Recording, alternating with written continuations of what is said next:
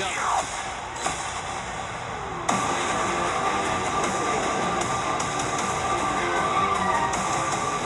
Back to back. Hell yeah, no thanks.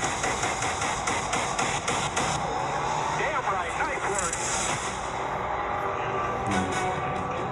It's NASCAR Xfinity Series playoffs from Las Vegas. The Alsco uniforms 302. Alrighty, we are live now for the Las Vegas Xfinity Race. Nice to see everyone. At least I hope everyone gets here. So, I'm going to take this moment to put everything in Discord and such. He's been a part of the championship for 4 of the last 5 years, but still looking for that first Xfinity Series championship. He's also still looking for his first win here at Las Vegas Motor Speedway, but he's got a couple of runner-up finishes, and starting third here today, Dave, he feels confident he can get it done. Kelly, how about a driver who's looking for his first win of 2021? That's Harrison Burton. When he talked to the media about it this week, he said, yeah, it's a little bit frustrating that we haven't gotten that win yet, but we've had the speed to do it every single week. He believes that he can start the playoffs well today at Vegas with that same mindset, a fast 20 car that could get them the first ones to victory lane in the 2021 playoffs, Kelly. Another driver looking for his first win of 2021 is Brandon Jones, driver of the number 19 car. And after a regular season that was littered with highs and lows, this is a team hoping for a little more consistency. And they've been looking forward to a reset here as the postseason begins. They come into this race with a little bit of momentum, a top 5 finish at Bristol Motor Speedway, and they hope to continue that here in Vegas, which just happens to be one of Brandon's best racetracks, Dave. Kelly, Maya Snyder was one of the first drivers in 2021 to know that he'd be in the playoffs here today. His win back at Homestead was February 27th.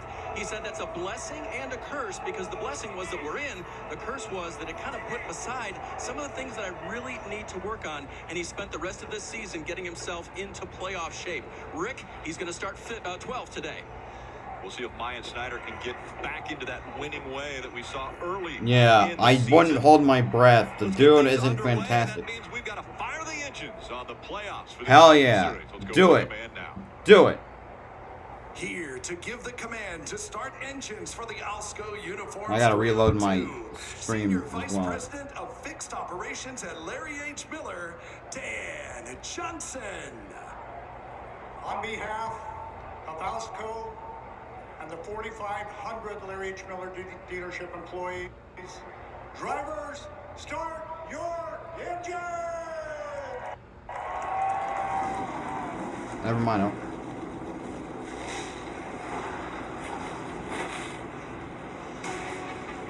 Engines have come to life, and we are moments away from the green flag here at Las Vegas Motor Speedway. Just in a minute, I'm gonna start going over the starting.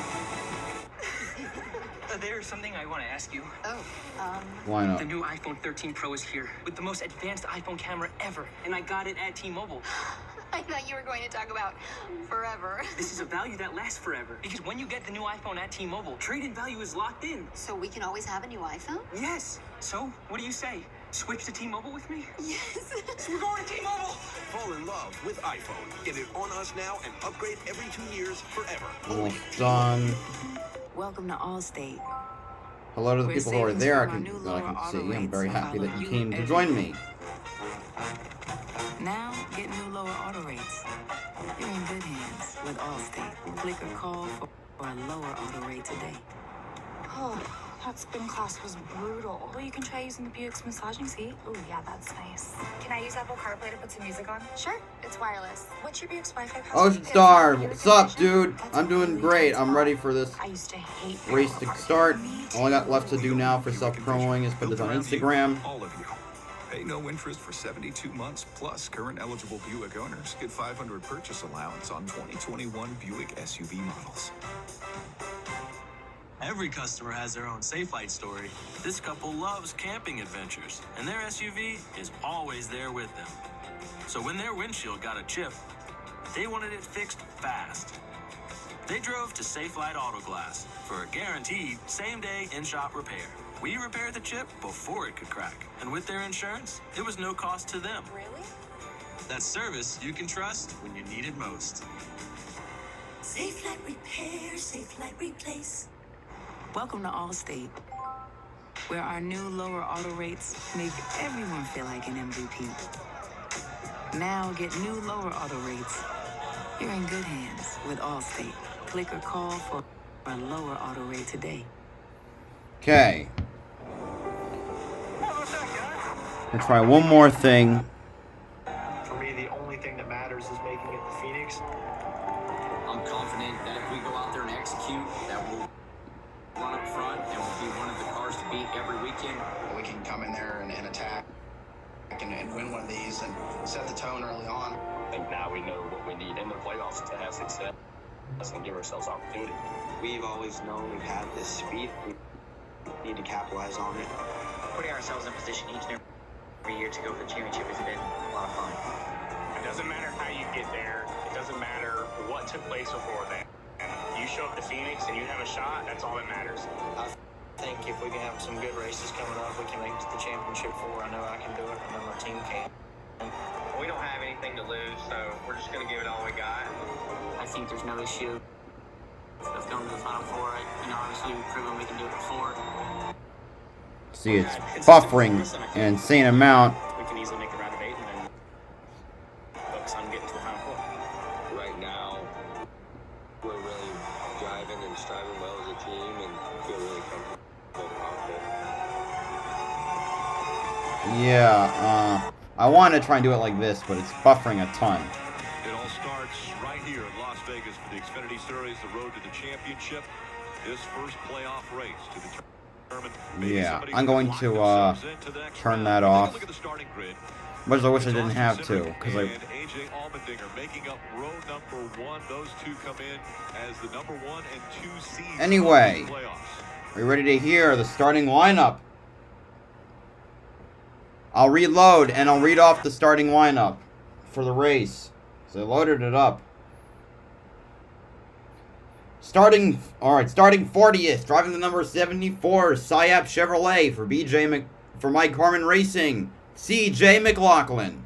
Starting 39th, driving the number 99, BJ McLeod Motorsports Chevrolet for BJ McLeod Motorsports, BJ McLeod. Who would have guessed it? Starting 38th, driving the number 61, Angry Crab Shack Toyota from MBM, David Starr. Starting 37th, driving the Chevrolet for JD Motorsports, Landon Castle. Starting 36th, driving the team number 15, Team JDMotorsports.com Chevrolet for JD Motorsports, Bailey Curry. Starting 35th, driving the number 52, KeepItSecure.net Chevrolet for Jimmy Means Racing, Carson Ware. Starting 34th, driving the number 66, AutoPartsForLess.com Toyota. This driver actually skydived right into Las Vegas Motor Speedway today. Matt Jaskell for MBM. Starting 33rd, driving the number 17, Parlor Chevrolet for Rick Ware Racing, JJ Yaley. Starting 32nd, driving the number 90, Mini Doge Chevrolet, a cryptocurrency, for DGM Racing, Spencer Boyd. Starting 31st, driving the number 6, Team JDMotorsports.com Chevrolet for JD Motorsports, Ryan Vargas. Daniel, good luck to you, man. We'll be pulling for you. And I got my audio back on. Wonderful. Starting 30th, driving the number 78, Gerber Collision and Glass Chevrolet for BJ McLeod Motorsports, Mason Massey. Starting 29th, driving the number 5, JF Electric Toyota for BJ McLeod Motorsports, Matt Mills. Starting 28th, driving the number 31, South Point Hotel and Casino Chevrolet for Jordan Anderson Racing, Ty Dillon. Starting 27th, driving the number 02 Chevrolet for Our Motorsports, Brett Moffitt. Starting 26th, driving the number 47, Porak Chevrolet for Mike Harmon Racing, Kyle Weatherman. Starting 25th, driving the number 26, Marquis General Engineering Toyota for Sam Hunt Racing, Dylan Lupton. Starting 24th, driving the number 23rd, 323 Chevrolet for Our Motorsports, Blaine Perkins. Starting 22nd, driving the number 0, Forever One Chevrolet for JD Motorsports, Jeffrey Earnhardt. Starting 21st, driving the number 07, Bucked Up Energy Chevrolet for SS Greenlight Racing, Joe Graff Jr., now to the top 20. Starting 20th, driving the number 39, CMR Construction and Roofing A-Game Ford for RSS Racing, Ryan C. Starting 19th, driving the number 44, Market Rebellion Chevrolet for Martins Motorsports, Tommy Joe Martins. Starting 18th, driving the number 92, Silverton Hotel and Casino Chevrolet for DGM Racing, Josh Williams. Starting 17th, driving the number 36, Globocam Chevrolet for DGM Racing, Alex LeBay. There's Jaskell skydiving in right now, they're showing it. Starting 16th, driving the number 68, Trade the Chain Chevrolet for Brandon Built Motorsports, Brandon Brown. Starting 15th, driving the number 1, Pilot Flying J, Think a Trucker Chevrolet for Junior Motorsports, Josh Berry. Starting 14th, driving the number 10, Nutrient AG Solutions Chevrolet for Colleague Racing, Jeb Burton. Starting 13th, driving the number 51, First Pacific Funding Chevrolet for Jeremy Clements Racing, Jeremy Clements. Starting 12th, driving the number 2, Alsco Uniform Chevrolet, the title sponsor of this race, by the way, for Richard Childress Racing, Myatt Snyder. Starting 11th, driving the number 8, Big Machine / Carly Pierce Chevrolet for Junior Motorsports, Sam Mayer. For the top 10, starting 10th, driving the number 98, South Point Ford for Stuart Haas Racing, Riley Herbst. Starting 9th, driving the number 9, Bass Pro Shops, True Timber, a Black Rifle Coffee Chevrolet, Noah Gregson, my favorite driver. I'm even wearing his shirt. Starting 8th, driving the number 19, Menards Geldwen Toyota, Brandon Jones for Joe Gibbs Racing. Starting 18th, driving the number 7th, driving the number 18, Poppy Bank Toyota for Joe Gibbs Racing, Daniel Hemrick. Starting 6th, driving the number 54, Interstate Batteries Toyota for Joe Gibbs Racing, Ty Gibbs. Starting 5th, driving the number 20, Dex Imaging Toyota for Joe Gibbs Racing, Harrison Burton. Starting 4th, driving the number 11, Leaf Filter Gutter Protection Chevrolet for Colleague Racing, Justin Haley. Starting 3rd, driving the number 7, Brandt Chevrolet for Junior Motorsports, Justin Allgaier. Starting 2nd, driving the number 16, Hyperite Chevrolet for Colleague Racing, AJ Allmendinger. And your pole, driving the number 22, Odyssey Battery Ford for Team Penske, is Austin Cindric, last year's champion and the only former champion in the field. That's the starting lineup. 40 cars ready to go at it. Hey, no tires, just gas. Great to see you. Hopefully you enjoyed yesterday's stream. Wow, I already got a dislike. Wow. So when they're underneath another car, it's got on the outside of them, and they don't have a lot of grip over there, and they hit that bump, it really drives bad in that situation. All right, Dave, how about the driver of the 54, young Ty Gibbs out here? Ty Gibbs, 18 years old, has won 3 races this season, which is freaking insane. Good enough to have him in that particular championship. So when I talked to Chris Gale, crew chief, this morning, he said, "Oh yeah, we're training Ty for what he might experience next year if he's fortunate enough to get to the." I'm gonna like Xfinity. Oh hell yeah! Who doesn't like the Xfinity series? But also understand what the playoffs are like, understand racing around playoff drivers, so that next year he can roll into this with a year's experience. Brad, I love that approach. Yeah. Right? Like, try to mimic exposure to stress. Try to find a way to expose a young Showing the crew chief on the top of the 54, Chris Gale. That car has won 9 races this year. 3 with Ty Gibbs, 1 with Christopher Bell, and 5 with Kyle Busch. I think my race is so confused. I'll try to explain it as I can. Well, the race is going to be set into 3 stages, and you earn points at the end of all of them. Obviously, you want to be leading at the end of the 3rd stage, because that's the end of the race. We're in playoff mode, so if you win, you automatically make it to the next round of the playoffs, assuming that you made it into the playoffs to start with. And at the end of a round of the playoffs, the bottom 4 drivers are knocked out. Anyway, they're just about to roll off.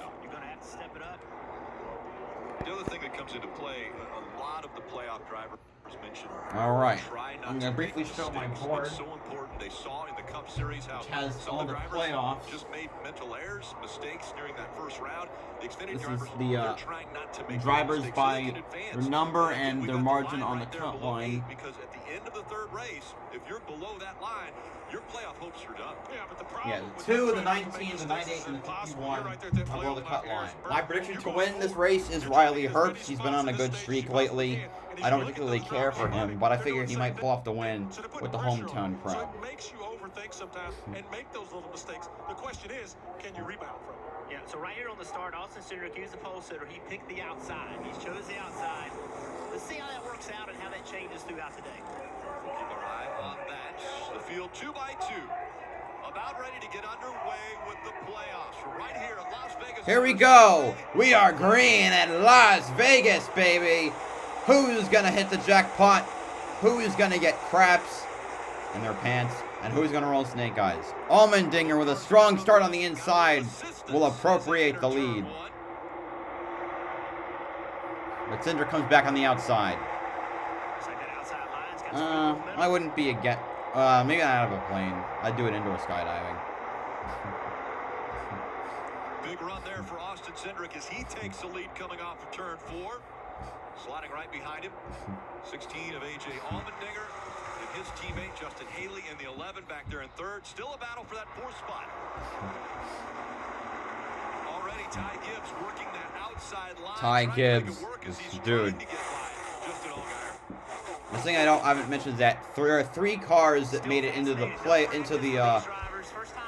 owners playoffs that did not make it into the drivers playoffs, which are the 8, the 1, and the 54. They're also going to be going as hard as possible for the win to get advance their car through. Those two remain side by side for that 4th position. Allgaier down at the bottom of the racetrack. Is the bump bigger on the bottom or middle or top of this turn? Yeah. It goes from the bottom to the top. And very close racing here as they continue. Here comes Justin Allgaier battling for 4th on the inside of Ty Gibbs. Now the advantage to the 54 of Ty Gibbs. Can he clear it?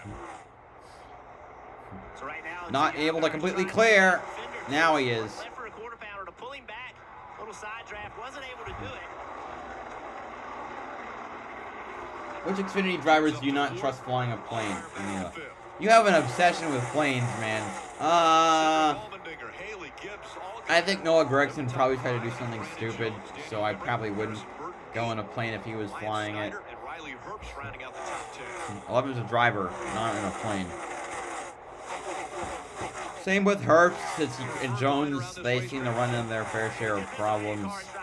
Brandon Jones has already had 8 DNFs this year. Ty Gibbs working the bottom. Saw Harrison Burton. He got around his 2 teammates on the outside, but then drove back to the bottom in 1 and 2. Really depends on how your car's driving and what's going on around you. See, Allgaier back to the outside of Gibbs. Remember, Gibbs just got by him. Allgaier takes the spot back. Alright, I gotta market my screen better right now. So. Staring down, it means like I'm trying to put better tags on my phone. The 22 and the 16, the top cars, you can see have already gotten out to a 2-second lead on the rest of the pack. Now the sun gets, you can see right here, this is the shaded part of the racetrack, riding along with Monster Energy and Riley Herbst. No sun issue right here, but as we ride along with him, you see he's on the outside of Mike Snyder. Oh, I have plenty of. Lifts really early. Okay. Then tries to get back to the throttle. Here he modulate the gas. That's just grip. He's looking for grip. Right there, the sun's going to be an issue, but as they go down the straightaway, you'll see it's going to get better. So just the exit of turn 4, a little bit difficult for these drivers to see. Dave. And that's kind of interesting. There's not a lot of tape across the top of that windshield for Riley Herbst, as you see the 11 of Justin Haley battling with Allgaier there. But for Herbst, he was firing off. Imagine a NASCAR plane series. No thanks. The feeder series would be a disaster. I think you'd have way too many driver fatalities before this thing would get canceled. Some pressure being added to the bumper of Haley. Allgaier right there now. Now about a 3-second lead for the 2 leaders. Always searching for grip at this racetrack. Always. It's just going to change. Like your car, you may want the bottom earlier to run. You may want the top later to run. Car's loose, you might want to be on the top, you may want to be on the bottom. Some drivers are just more comfortable in one area of the racetrack than the others, and they'll try to make their car work in that area. How much does the heat play in, Jeff, when you're talking about dirty air? When you talk about those guys racing back from second on back to 12, does that... It's weird hearing, like, Brad Daugherty in the booth. I like how they're trying different announcers, though, admittedly. What does air do when you get to another car? Thank you, Nostalgia Boy Studios, for subscribing. You don't trust the Jack Morris either. Not necessarily. I don't think that's a good fair comparison. They might be great drivers. They just might be stuck in terrible equipment. So I don't think that's a fair comparison. Now, I wouldn't trust JJ Yeley because he tanked in JGR equipment. But yeah. Can't quite get to that left rear quarter panel to side draft him as they go into one. I've talked to Justin Allgaier this week a little bit about racing at this racetrack, and he's become so close, you know, two-time runner-up. What's it going to take for him to get to the checkered flag and to step up into these playoffs and be the guy we think he is? And he said it's just the circumstances. You know, he's got a great race car, race team. You know, what I really like to hope for this stream right now is to get to 6 concurrent viewers. Wouldn't that be nice? Right now. Yeah, Justin Haley, Austin Cindric, Ty Gibbs, all about 4 seconds back from the leaders now. Allgaier got super loose. He lost 3rd and then 4th. Close to the limit, they're operating on grip. I mean, he was in a 4-wheel slide when he came off the corner. Look at it. And the workload's high in there. He's all by himself. Hemrick had great success at this racetrack. He's had multiple second-place finishes. Yeah, we know. He's had, what, 7 or 8 now? For that 18. And we just got the news today that Hemrick will no longer be driving with Jogas Racing. He will be going to Colleague Racing to drive the number, presumably the number 11 next year. A little bit of that grip in 1 and 2. Gets to the outside now of Allgaier. Kelly.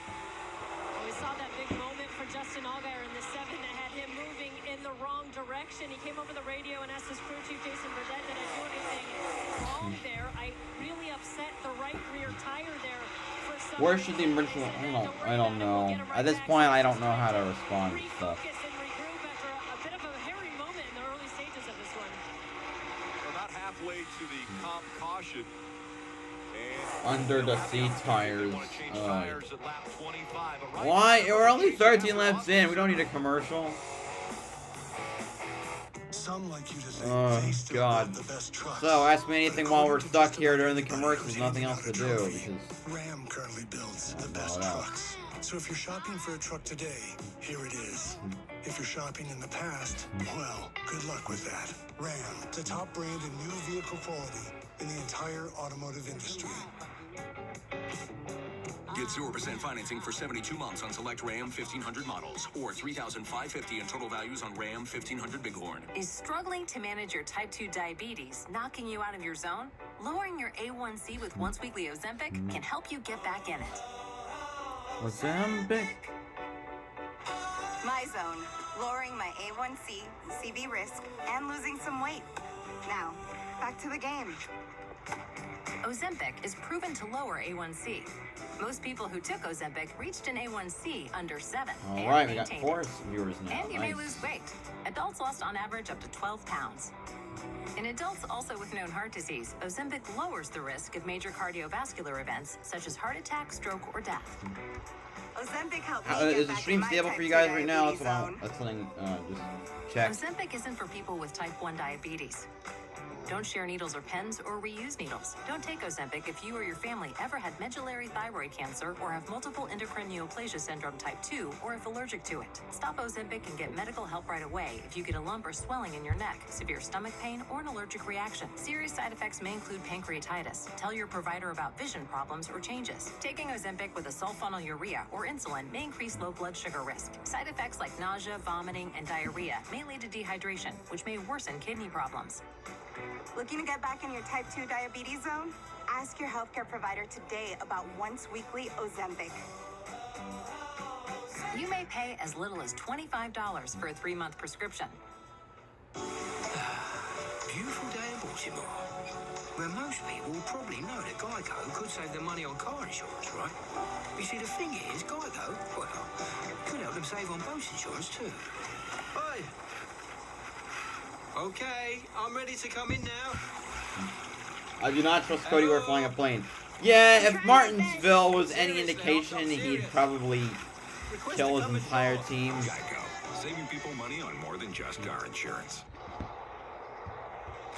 Make sure to go inside the headset with access to NASCAR Scanner for only $4.99 for the playoffs. You can listen in on the pit strategy, your spotter communication, even crew chief calls. Visit NASCAR.com. Let's not be tired. I really need to get water, which I'll get during the next commercial break. Well, just checking in on Justin Allgaier, we heard some radio communications from other drivers, including that of Noah Gragson. I mean, I put James Davison or Josh Bilicki in one. Bilicki just got a top 10 at Daytona. Just got it. It was a month ago.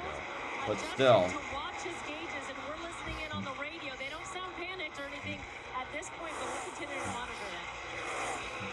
And we did see Justin get really. And Ocean Stars, if you're still here, Rick Ware Racing is notorious for just having really bad cars. They finish in the bottom 10 every race. You can look on the very back of the car, you'll see that oil will get on there because of the turbulence behind the spoiler spins the oil back onto the back of the car. But it doesn't look very dirty, but the fact that his teammate made a comment about there being something going on makes me think it's real. It wouldn't surprise me for a competitor to say, hey, Quinn Half, no plane. Yeah, especially if he pulls another Yaley. That would be a war crime. From Noah, we also heard it from Harrison Burton. Also said something. He thought the 7 might be leaking something. This is nerve-wracking. We've talked about the mistakes in the playoffs, in the Truck Series and in the Cup Series, early mistakes in the playoffs. That's what these teams are hoping to avoid. Riding along with Haley as we look back on Noah Gragson back there. Haley holding on to the 6th spot, but just 0.2 of a second back is that 9 of Gragson. And can he make Here comes a 9. Come on, make the pass on the 11. And moving on the high side. I think he's got it. Coming out of 2, but does complete the pass. And now here comes the 20. Last year, Noah Gragson in the 9 car finished in the top 3 of 6 of the 7 races. Allgaier losing out. Jeff, as we talked about, tomorrow, looking at the Cup cars, downforce versus trim. These cars, like I say, don't have as much downforce. How do you manage that throughout the day, though? I mean, are you trying to eventually tighten these cars up a little bit, or do you want them loose to be as fast as they possibly can be throughout the run? Well, you see Daniel Hemrick, his car has good lateral grip. If it didn't, he could not lean on it the way he just did. He just drove it to the bottom of the racetrack and easily made the pass on Ty Gibbs, and that's overall grip. That's side grip. That's the driver being able to just be aggressive as we see a battle for the lead here. But it really depends on how your car is handling. But you cannot be sliding around and making moves. You got to have enough side grip to be able to have confidence in your car. Jeff, I want to introduce myself, Rick Allen. I don't know a lot about racing. Lateral grip, that just went right over my head. What are you talking about? I want that when the car turns, right? When you leave the wall, when you make that left-hand turn going to the corner, I want that right rear to gain grip. I want it to just tell me, do whatever you want. Yeah, Allgaier losing oil. As aggressively as you want. And when you turn into the corner, that's when you tend to get loose. I mean, the back of the car doesn't stick. That lateral grip is the right rear gets hung out, and when it does, it makes actually more grip, and it tells the driver, drive me hard, man. I want more of it. And that's what a race car driver wants. He wants his car talking to him, telling him he'll accept being driven aggressively. These first 25 laps here are what the drivers, crew chiefs, teams, everybody wants to see. This is kind of their barometer. And we heard it from Justin Allgaier. He said, okay, this is going to dictate how the playoffs go. So far, it's been pretty tame. I mean, there hasn't been a lot of side-by-side, roughing it up, aggressive driving. So the first 25 laps, the teams are also going to figure out how much wear they've had on these tires, what they need to do if there's adjustments that need to be made. You know, Justin Allgaier came back on the radio and said, hey, I think I, kind of... You think Phil's going to die next week? It depends. I mean, last year we did have a car go completely airborne, and we had another big one, and another one. Caution! For the competition, caution. Trucks, I will almost certainly. None of those drivers drive with any manners. Xfinity, I think less, not really a big one. Cup, probably. But what I've seen in these Xfinity races, because there's no practice, there is a tremendous opportunity to make your car better. Like, there is so much opportunity to come in or pit stop, make a change to your car, and make the driver happy. And if you're running 9th, 10th, or 11th, your day's not over. Like, you got a lot of opportunity in order to get it better. Yeah, a lot still in front of these drivers. we talk about the drivers and maybe where they cut their teeth. Some cut their teeth at NASCAR, the Coca-Cola iRacing Series. It's already into its 12th season. Last playoff race is going to be Talladega. That's Tuesday, 9 p.m. Eastern on eNASCAR.com. There are 12 playoff drivers vying for one of the 4 spots in the finale. That's going to be October 12th at Phoenix. And remember, the champion earns $100,000 for eNASCAR iRacing. Dave. Guys, all 3 colleague racing cars prepared for this race at home. They didn't have any practice this weekend to get ready for this race. So what did they do to make sure the cars were ready, shaken down, nothing falling off, everything working? Well, Alex Jans, crew chief for Justin Haley, gets in every single colleague car once it's ready to go to the track, puts on a helmet, puts the radio on, makes sure that everything is right on the race car. Where does he drive it? Well, around the campus of Richard Childress Racing and Colleague Racing, which is in Welcome, North Carolina. So if you see a race car on a street that's sort of off the main road there, going around and around at RCR, it's probably Alex Jans making sure everything is just right before they get to the track. And of course, once they race for 25 laps, Rick, they want to know how to adjust on that race car. I'm going to smoke Carbon 13's live stream tomorrow. Oh, okay. And he's going to make his way onto pit road. Obviously, they've got some questions that they want answered. The Gun Hog people would stick around for mine, but I guess that now wasn't going to really happen. Yeah, they 5 sets of tires for today, 4 in the pit. I'll be streaming on my channel again for the Cup Series race. Well, I believe this is just purely to see if they can figure out what is going on with the 7 car. You see the crew members climbing underneath it, so I don't know what other servicing they will do, if any, to this race car other than just purely trying to diagnose if they have a leak, where it's coming from. So what they're looking at is the rear gears back in that area. You could have a rear end grease leak. You could have grease coming out of a wheel bearing. And a lot of times that's indicated by maybe a shiny. Got another commercial coming up. There was something like Yay. that. So the crew's going to take a look at that. We'll be right back for the restart.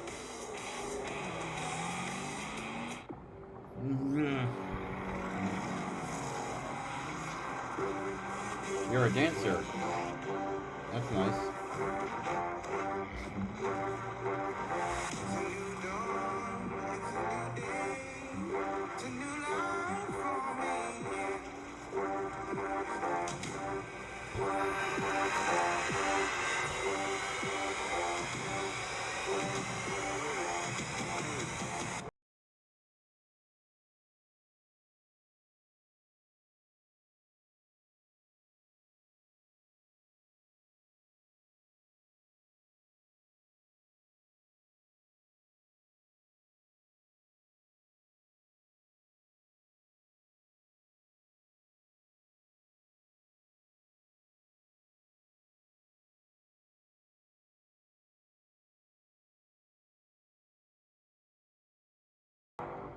There's nothing like competing for your country.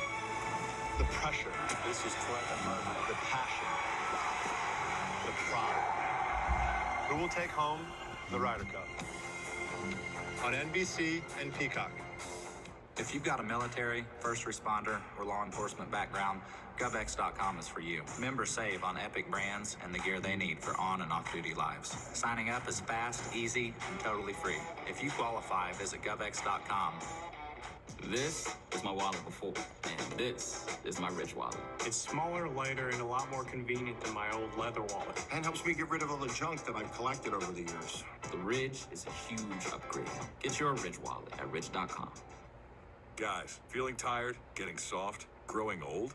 Wake up and grab Ageless Male Max with KSM 66 to help boost total testosterone and be the man you want to be. This is Kyle. He invented One Wheel to destroy boredom. We've got Pint for cruisers, XR for shredders, and oh yeah, we build them in the US of A. So get a One Wheel today and help destroy boredom forever. NASCAR on NBCSN is brought to you by Liberty Mutual Insurance. Only pay for what you need. Credit One Bank, the official credit card of NASCAR. Visit GoCreditOne.com. Can't imagine NASCAR drivers committing injuries.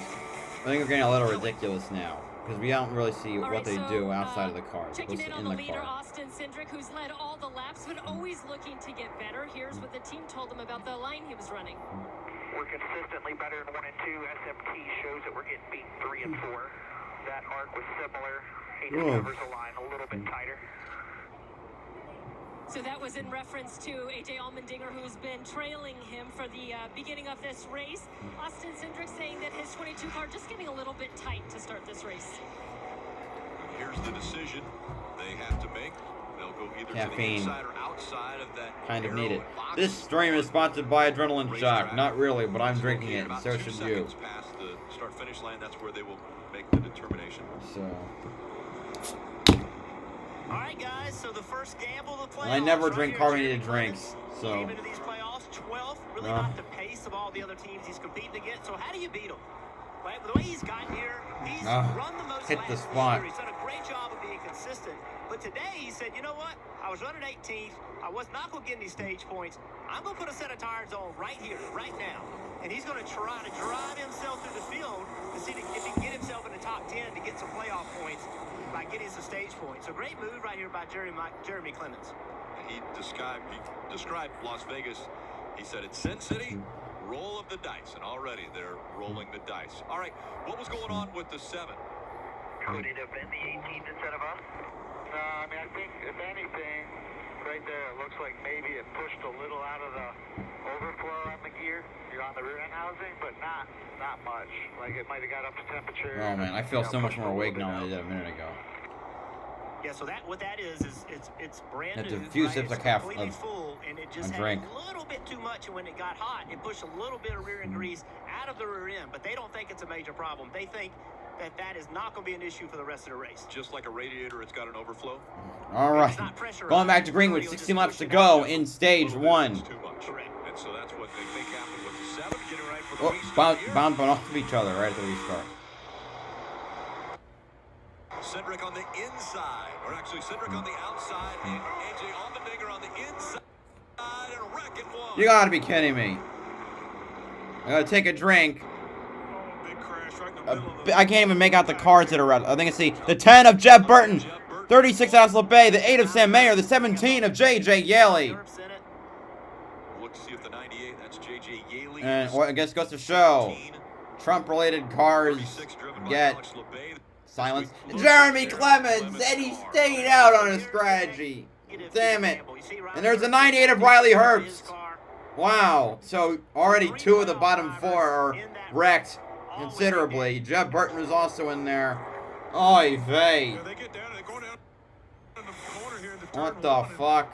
Looks like they get 3 wide. Let's see here what happens. Just comes. Got really loose. Oh my god.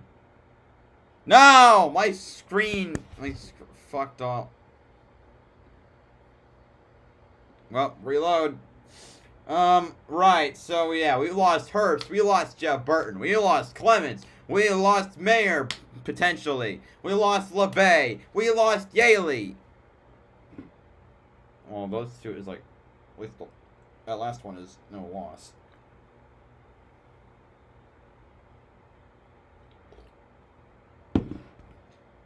Holy crap. Whew.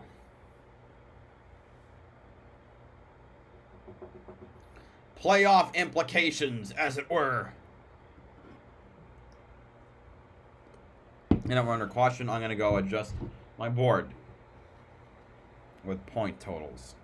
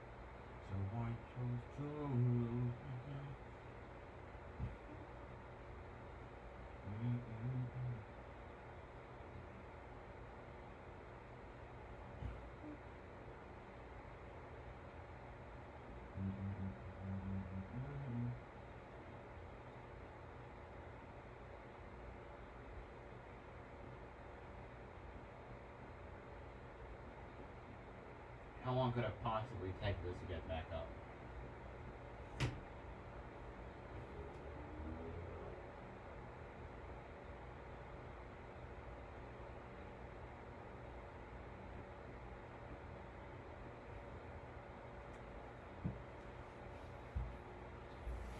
Okay, seriously, how long could this possibly take?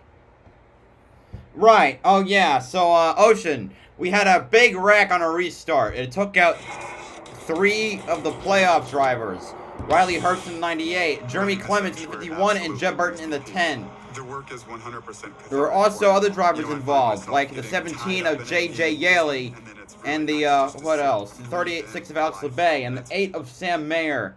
Fuck me and my internet. Is this the effect of adrenaline shock? It wakes me up, but it crashes my internet?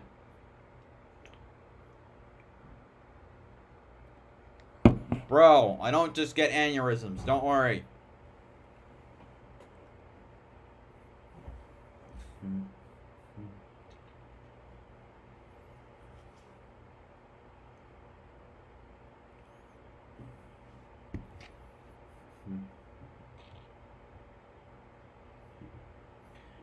Guess while we're waiting, make sure to tell your friends to come here.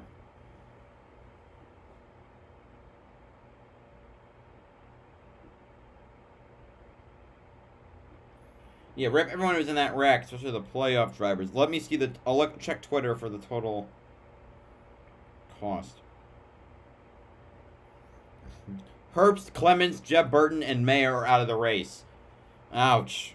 3 playoff drivers and 1 owner's car.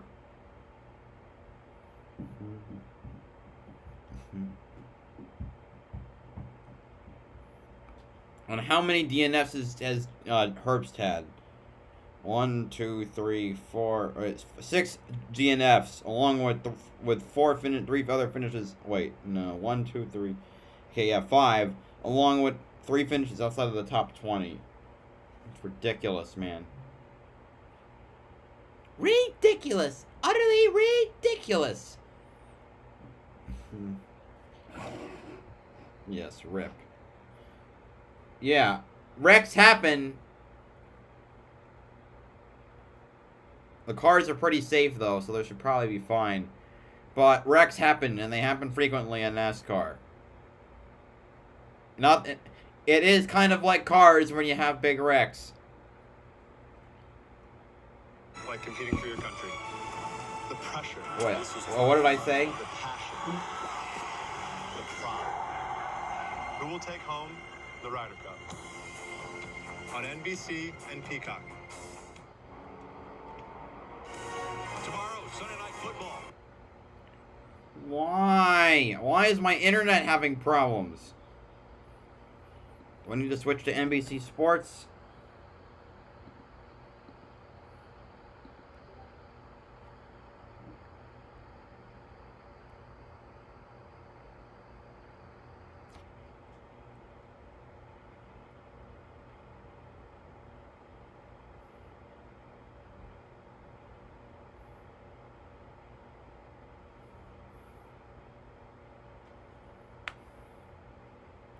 Right, I'm sitting here because my internet is not cooperating. But right now we're under caution, and it's a fun time. Cheers.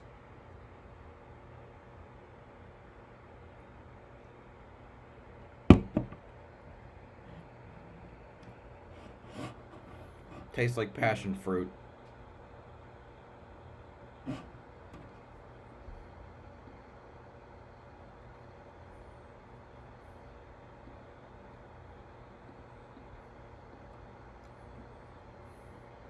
Switching over to NBC Sports for now.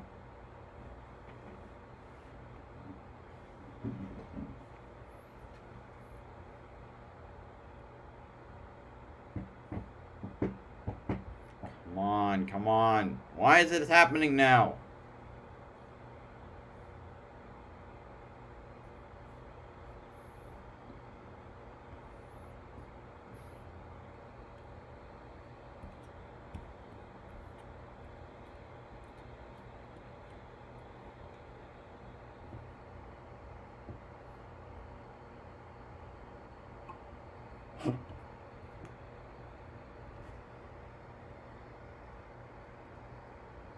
Just something.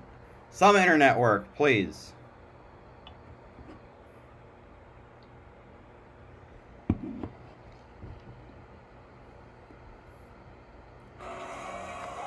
Got an ad going, but...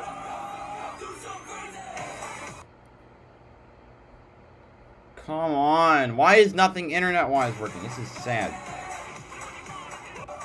Feel the spark again in our powerful hybrids. Toyota, let's go places.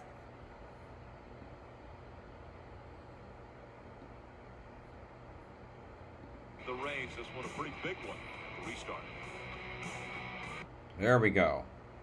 There we don't go.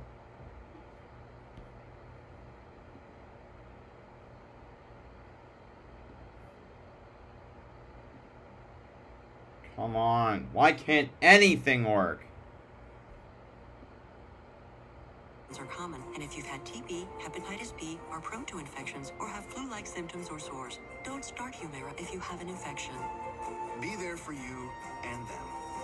Ask your gastroenterologist about Humira. With Humira, remission. Because the last thing I really needed was a freaking technological difficulty.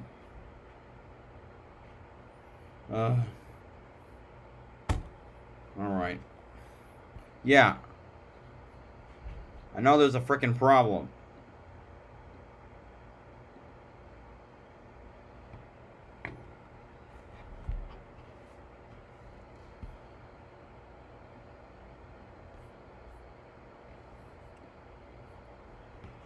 It's really embarrassing.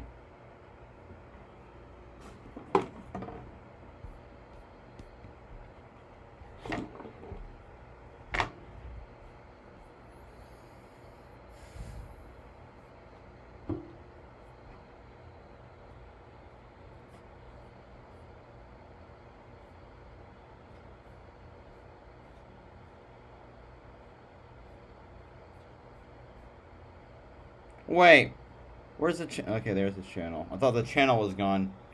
Oh, man. Just please work for once.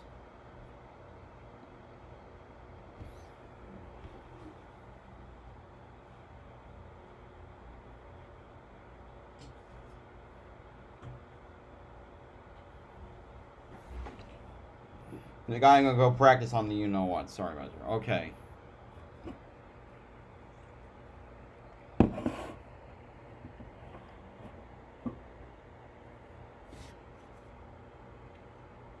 To gain. If they can go after, if they can win this race, one of those two guys puts some pressure on them, they may take that championship away. But I think it's for Lowe's to lose. It's been a fun season to watch. Finally. When they went to Nashville and the streets of Nashville. That was incredible. Such an incredible. Okay, I got the stream back up and running. The internet wise. Great season for the NTT IndyCar Series. As we're getting ready for the restart, the cleanup, just wrapping up here. They'll go around again before they make the decision as to which lane they're going to restart in. So, Rick, we talked a lot about the playoffs, right? Well, we got that competition caution, and then this caution, and I look up, and it's 8 to go to the end of the stage. Yeah. Right? So there are a lot of points out there. We got, a lot of our playoff contenders.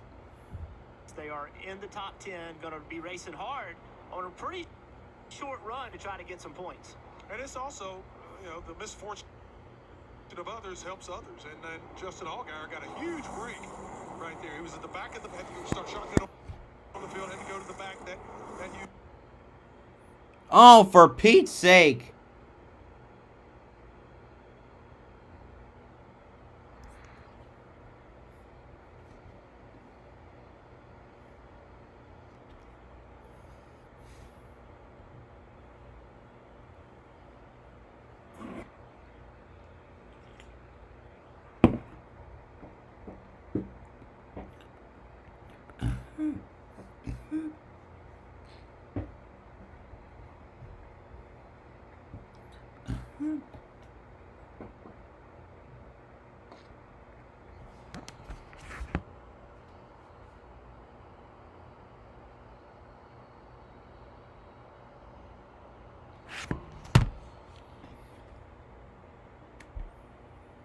Good yet. This is ridiculous. Seriously.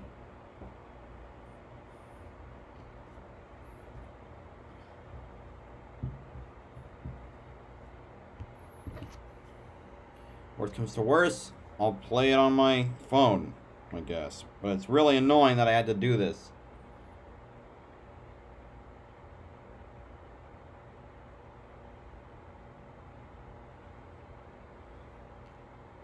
Are you a fan of girl? I don't listen to a ton of pop music, if you're talking about that type of stuff.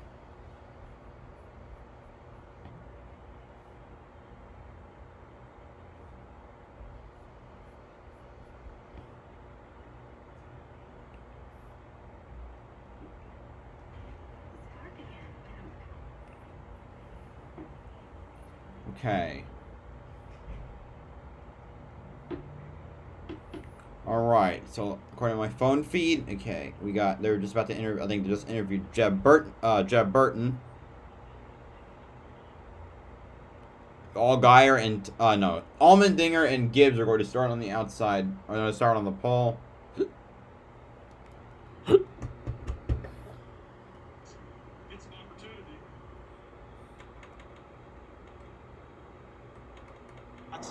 Get some opportunity. That bottom could be it. Oh. Another playoff driver with issues early on. And what do you feel like happened here at the start? I think just kind of old tires, slick track. The turn one doesn't always usually work out here at Las Vegas Motor Speedway. So holy crap! Real bummer. We fired off pretty loose, but I thought that's like the 26 was involved in that one as well. A little bit better and have something to contend with, but I guess we'll go to Talladega where who knows what will happen. Yeah, the hole's a little bit deeper, but how do you look forward? I mean, the only thing really to do is go to Talladega and try to race. We've led every single play track we've been to this year, so led some laps, so I'm a little confident in that area. It's finally just, improvised. It just sucks, man. Just all the support from South Point and yeah, and South Point, the sponsor of the Cup race and the casino. That in stage one just really sucks. Rick?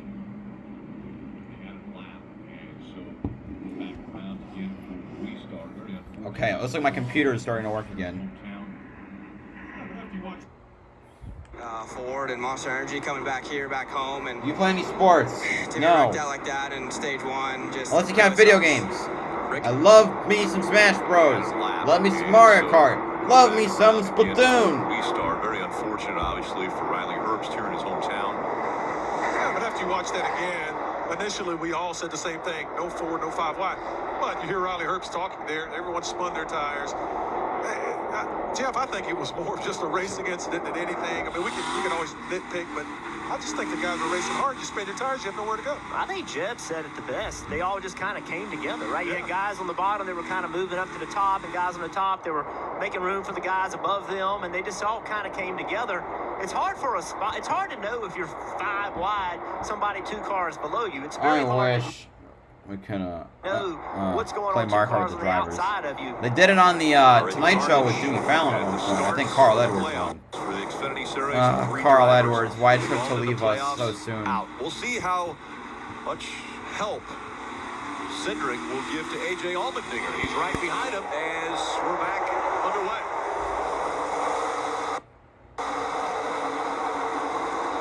Hemrick pushing the 22.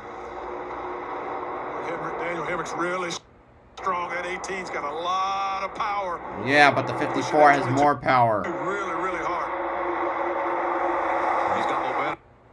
He's going to go to the outside of the 54 of Ty Gibbs. So he's up to 3rd now. Harrison Burton also on the outside of Noah Gregson. I hate that it's buffering so much, but I've got to see if I can get anything to record. Outside line still just so fast. Got Brett Moffitt right now up there in the top 10, as well as Ryan Sieg. And surprisingly, Jeff, you mentioned only 4 laps to go now to the end. And what do you know? I guess I won't get to record it. All that matters is the end of the race, so, well, and crashes, so. Absolutely. Oh, it failed. Trying to run down that 16 car. Go down Nellis straight away. That's the backstretch here at Las Vegas Motor Speedway, Nellis Air Force Base, just off of the backstretch here. Coming up on 2 laps to go in stage 1. The gap still about 4 tenths of a second. Chase down.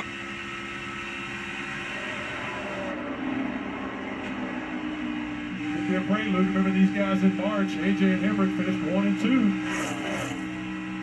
Daniel had a strong day that day, led 74 laps. He's had a Alright, let's look at my never mind.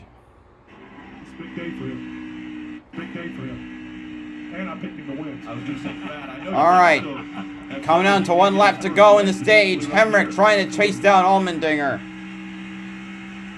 White flag for stage 1. Stage 1.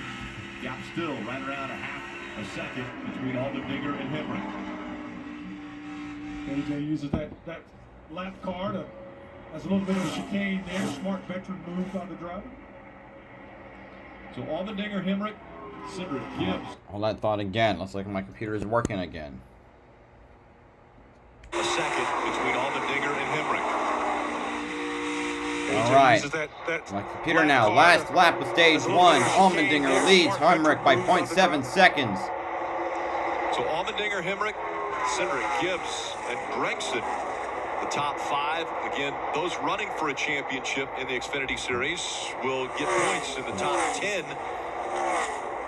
AJ Allmendinger is going to roll into the winning part of stage 1. Hemrick second.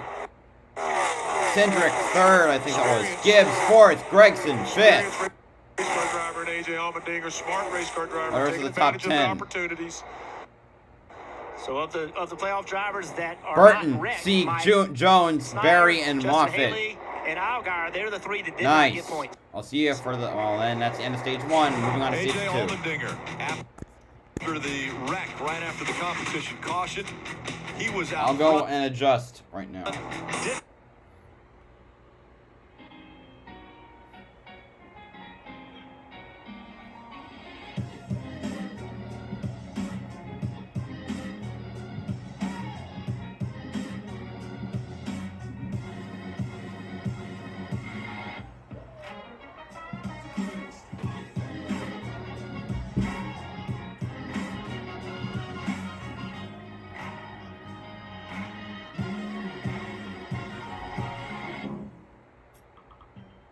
Humans, we love to invent something groundbreaking, then reinvent that same thing.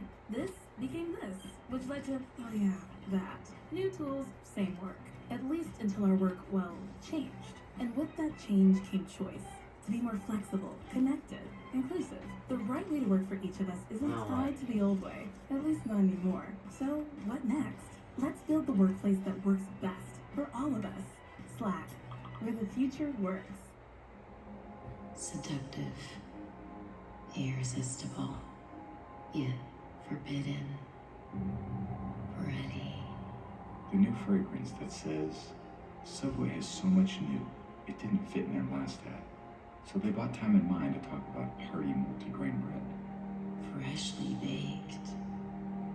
It smells so good, I can almost taste it. But you don't eat bread. Welcome to Andy Bio. Ready to begin?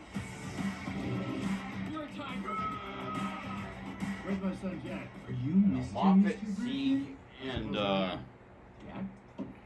I was just trying to figure out who got stage points. I'm missing 2 drivers.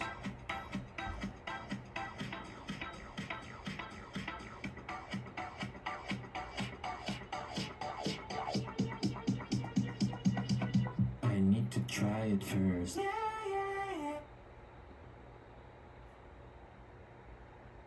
On NBCSN is brought to you by Credit One Bank, the official credit card of NASCAR. Visit GoCreditOne.com. And by Ford, built for proud. Stage 1 complete of the NASCAR Xfinity Series playoffs from Las Vegas. The Alsco uniforms 302. Take a look at the stage points. Burton, Sieg, Jack. Okay. Allmendinger, Hemrick grabbing 10 and 9 respectively. Cindric 8. Again, playoff point is awarded for a stage win, so that's another one for AJ Allmendinger. Only 6 of the 12 playoff drivers got stage points. Let's go check in with our Hall of Famers down on pit road. Actually, before we do that, it looks like the cars are about to come to pit road. And so Haley's coming down. Also, just in front of them, everybody's coming down. Allmendinger's leading the way. Kelly.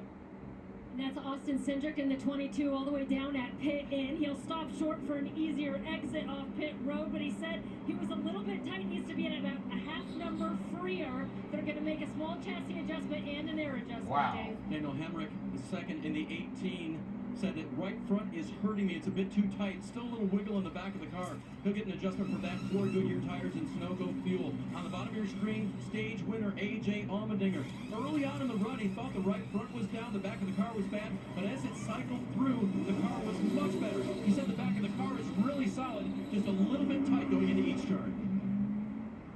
Gonna come off the pit road. Looks like Hemrick with a great stop. That team gets him off the pit road in front of A.J. Allmendinger. Brandon Jones, 5 spots on pit road. Harrison Burke grabbed a couple as well. Now let's go to our Hall of Famers on pit road. Dale Earnhardt Jr., Dale Jarrett. Yeah, DJ, it's been pretty eventful first stage here, and it's really mimicked what we've seen in the Cup Series. It's all about survival. We're seeing the names that we anticipate seeing at the front of the field with AJ and Cindric and Hemrick, but these guys getting through this first round, I think it's just all about not crashing, not doing anything stupid on pit road, and just having a good day. Yeah, but once they throw that green flag on these restarts, we see them 3, 4, and almost 5 wide there, and things are going to happen there. The other thing that I saw was Ty Gibbs, Ryan Sieg, Josh Berry, and Brett Moffitt taking valuable points away from some of the other playoff drivers. So it's going to continue like that. This is going to be a battle, but making mistakes is the worst thing you can do in this first round. Well, the ones that aren't making mistakes, you look at the cut line, guys around it like a man. All right, new cut line completed. For a driver like that who's young, looking to make a name for himself in this series, to try to take So it's car number, points margin, and margin on the safe or on the safe zone, and then their point totals. Last lap of that stage to try to get 1 point there, but Mike did a great job setting himself up here for hopefully a good run. Well, one of the drivers involved in that crash, Jeremy Clements, is going to suffer a lot of lost points in his chance to advance into round 2. Dave's caught up with him. Yeah, Junior, and others made mistakes in front of Jeremy Clements, who appeared to have a good plan. Come down, get fresh rubber, but then he got caught up. What'd you see? It's all hell broke loose. Man, I'm just shocked, bummed. We didn't get to see what our first Pacific Funding Chevy was capable of. We were really loose start, got tires. I feel like I was gonna come on the outside and blow through half of them right there and go up there and get some stage points. But that. Oh, it appears my computer's What'd you see? working again. It's all hell broke loose. Man, I'm just shocked.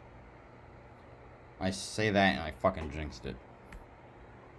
We didn't do a good job, but wow, yeah. But hate it for our guys, hate it for our partners. We'll just be strong next week and try to rebound somehow. Were you in full shade, or was the sun any factor coming down the straightaway into that? No, past that point we were fine. It's just coming off forward where you couldn't see great, but yeah, I didn't have any problems with that then. All right, on to Talladega for Jeremy, a chance to dig out when he gets there, guys. Unfortunate for Jeremy Clements, when we talked to him earlier this week, he made the comment, there's nothing to lose. You know, they're the underdogs. 4 full-time employees with that organization, and they're hoping to get anything they can out of these playoffs. A lot going on right here. We've got Noah Gragson got penalized. Go through too many boxes. Fuck. Getting into his pit box. That's a big penalty for him. 31 and 68. Ty Dill and Ryan C had the same problem, it looks like. Oh, damn.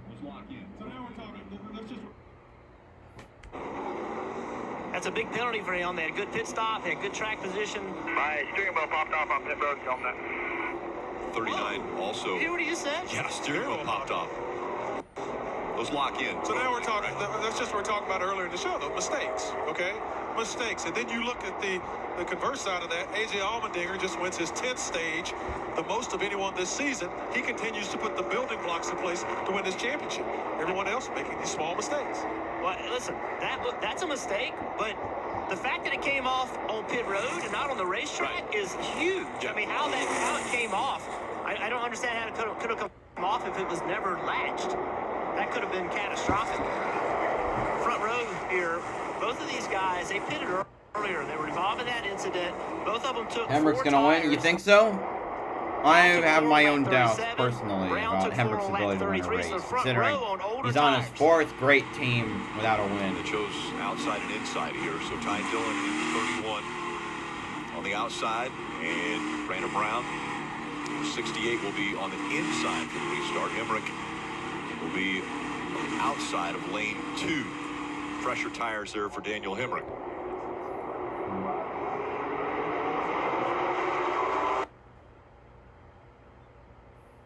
Spinning the tires, Brandon Brown, A.J. Allmendinger. Of course he did, and he stuck to the inside of the line. Allgaier all the way to the bottom to try and get some position. Ty Dillon running off. He hasn't won an Xfinity race in 7 years. I hear see some smoke. How about Brandon Jones up there in 3rd? He needs a good run for once. Looking at the inside also. 3 wide behind him.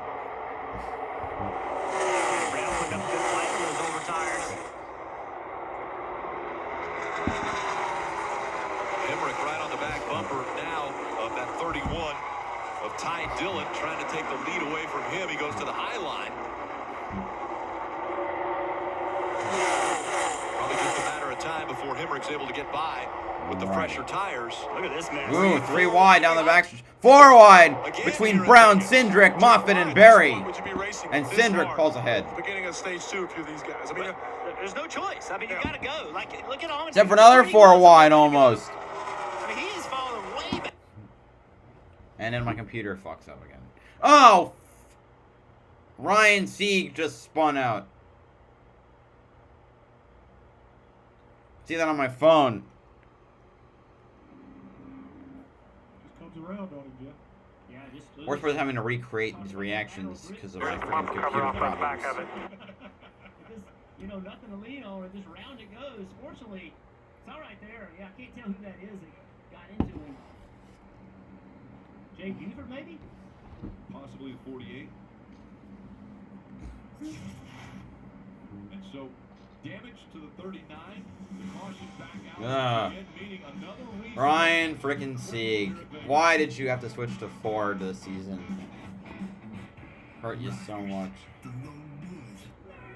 Mine and money goal? Mine and money goal? We've got money goals. Buy a place closer to my family down south. Invest in black-owned companies. Invest in green companies. Invest for my daughter's future and my retirement at the same time. Have a better credit card Than her. Whatever your money goals, NerdWallet knows the smartest ways to make them happen. Compare and find the smartest credit cards, mortgages, and investing accounts on NerdWallet. For all your money questions, turn to the nerds. In endurance racing, there are 2 types of cars, these and these. He's in a race, but they're not racing each other. That's the race engineer. I hate commercials. Yes, I do. They race all across the world, like here, and here. This is France. I hate commercials, and you should too. You race when it's raining, when it's not raining, when it's dark. When it's not dark, this flag means start. This one means caution, and this one means it's over. Well, you know, the quiet life, Johnny. Dead batteries, empty streets.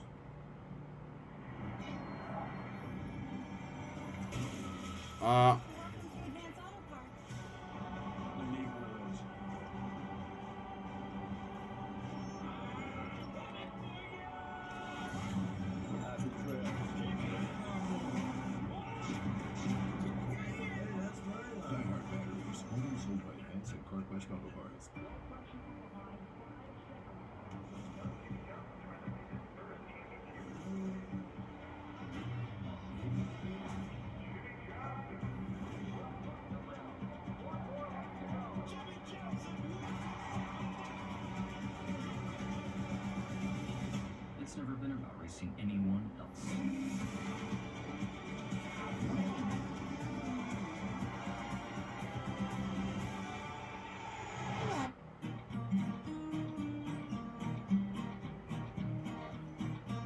With a Bank of America customized Cash Rewards credit card, you can earn 3% cash back on online shopping, making the essentials even more rewarding.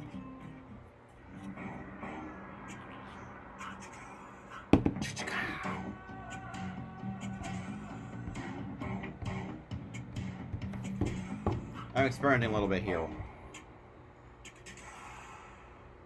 If I turn up my temperature on my computer, same problems.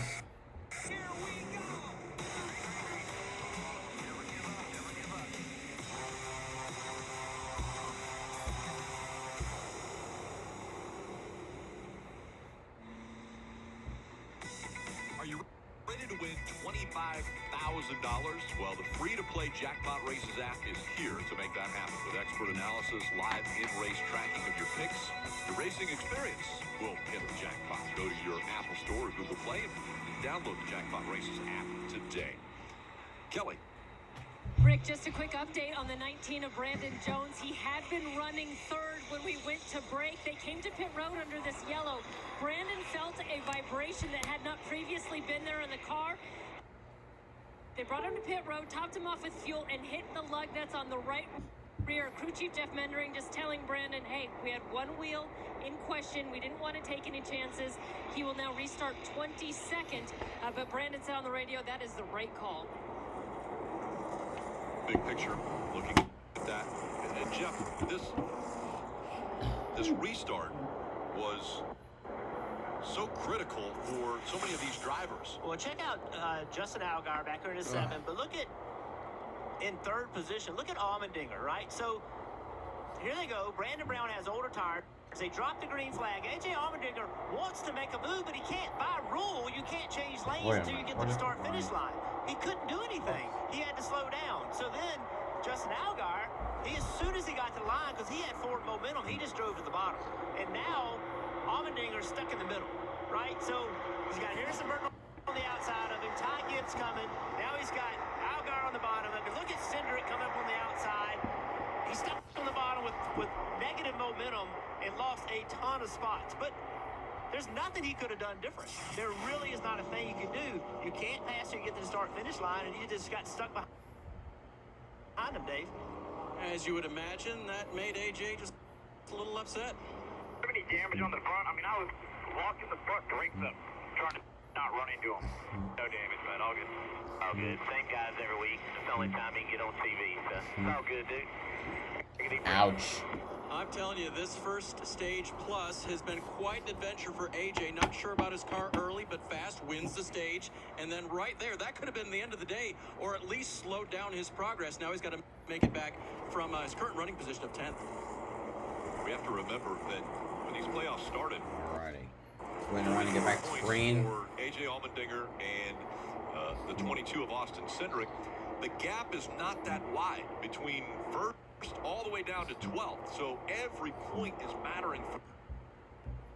And of course, problems with the internet. Why? To the phone. That did. That gave you some track position. That did. That gave you some track position. But if you think about it, we're talking about that gap. Got 6 playoff drivers that have had problems. So that gap could be widening. One to go. All right, get ready to choose inside or outside. Hemrick on the outside, inside, and Ty Dillon on the outside. I honestly think that took Harrison Burton by surprise. I think Harrison Burton thought that Daniel. So that gap could be widening through self-carnage. All right, getting ready to choose inside or outside. Looks like Daniel Hemrick's going to be on the front row. He'll be on the inside. Ty Dillon will be on the outside. I honestly think that took Harrison Burton by surprise. I think Harrison Burton thought that Daniel Hemrick was going to go on the outside. He went to the bottom, and I think if Harrison had to do that again, he would have taken the top. I really think he thought he was going to the top. So Daniel Hemrick still has not won in any of the 3 series of NASCAR, and he's run in all of them. And Brad, you had this pick earlier, and Denny Hamlin's going to agree with you. It's DH's night. I feel it. Yeah. Right, but Denny's a brilliant race car driver. Brilliant mind, another Mensa member, so we all think alike. I didn't know he was a Mensa. That's cool. Denny Hamlin That's Mensa's high IQ society. At the tables tonight. He might be talking about himself. I'm not picking Denny at the table, but I'm picking him tomorrow. How about that? Yeah. Well, Daniel Hemrick looking for that first win. He said, you know, their weaknesses have been, maybe they've been a little too content. But he said their right side now for because there are 2 South Point cars. One of them's out of the race. Should be easier for Ty Dillon and Spotter to know where he is. So bad. And this is a great opportunity. Daniel Hemrick, this is a great opportunity for him. We know that Ty Gibbs has older tires on the outside, but he's got to get a great launch. It all starts right here in the Skyco restart zone is when he's got to get a great launch to get by Ty Dillon. So Dillon on the outside and Daniel Hemrick on the inside. Going for the restart again. 31 laps to go in stage 2. Here we go. Green. Good restart for Ty Dillon. Much better restart, guys. And another thing to think about, you can see the shade. The shade is on the front stretch. So, Jeff, as you pointed out earlier, there's a little grip coming in as that track cools off just a little Oh my bit. gosh. A better restart, not as many tires spin. The lag is killing me here. So Daniel picked that inside. Ooh, the 20 I think just swung more than it was the 1. Barry in the 1, subbing for Michael Annette. Haven't we seen enough moves? Haven't we? I mean, we can't even get a half a lap. We're talking about looking at this move. Just relax, guys. Just a couple of laps. Here comes Harrison Burton on the outside. Hemrick falling back now. He's fighting for 4th. Cindric on his outside. Cindric right there on that right rear quarter panel. That makes Hemrick's car very uneasy on corner exit. Car moves around a lot. Doesn't make grip. Here comes Ty Gibbs in the 54, also putting pressure on that 18. How about the number 1 of Josh Berry, guys? I mean, this guy, national champion last year, gets a great opportunity, takes advantage of it. In this race today, subbing for Michael Annette, and is doing a heck of a job. Watch out. 2022, he's going to run full time. That man's going to be a threat for the championship. Yes, he will be. Yes, he will. Trying to get around the 54 of Ty Gibbs for 5th Talk about now. that a lot. That's cool. But Ty Dillon leading this race on a Yeah. older tire, doing a great job out in front of this pack. Look who's behind him. Some of the playoff favorites. He's able to keep them behind him right now. Great Focusing job. right now on Hemrick and Hemrick was able to take back 6th. Oh, damn it. Phone. Now I'm back to the phone. I don't understand what's different about last night than yesterday than last night, where my internet is acting up for my iPad specifically. I mean my computer specifically. See on the screen on my phone that Ty Dillon is still holding off Justin Allgaier for the lead. Dillon went from There we Cup go. Series driving to not knowing what he was going to do. This is his 4th straight start in the Xfinity Series. That's the longest run he's been on this season. And right now, he's trying to hold off a run by the 7 of Justin Allgaier.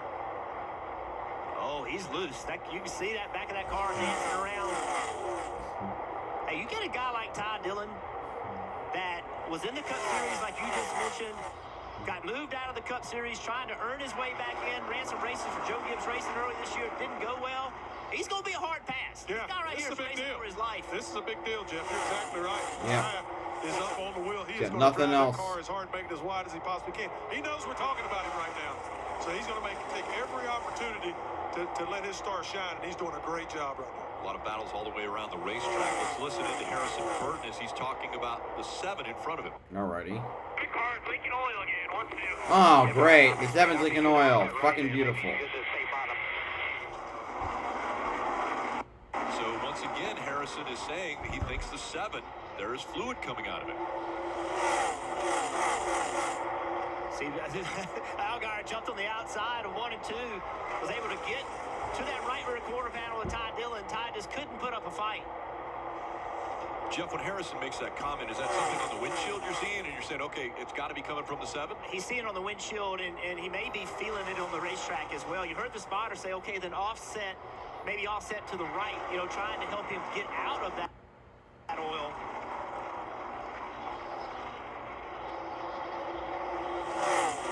Back in the field, Joe Gibbs Racing teammates.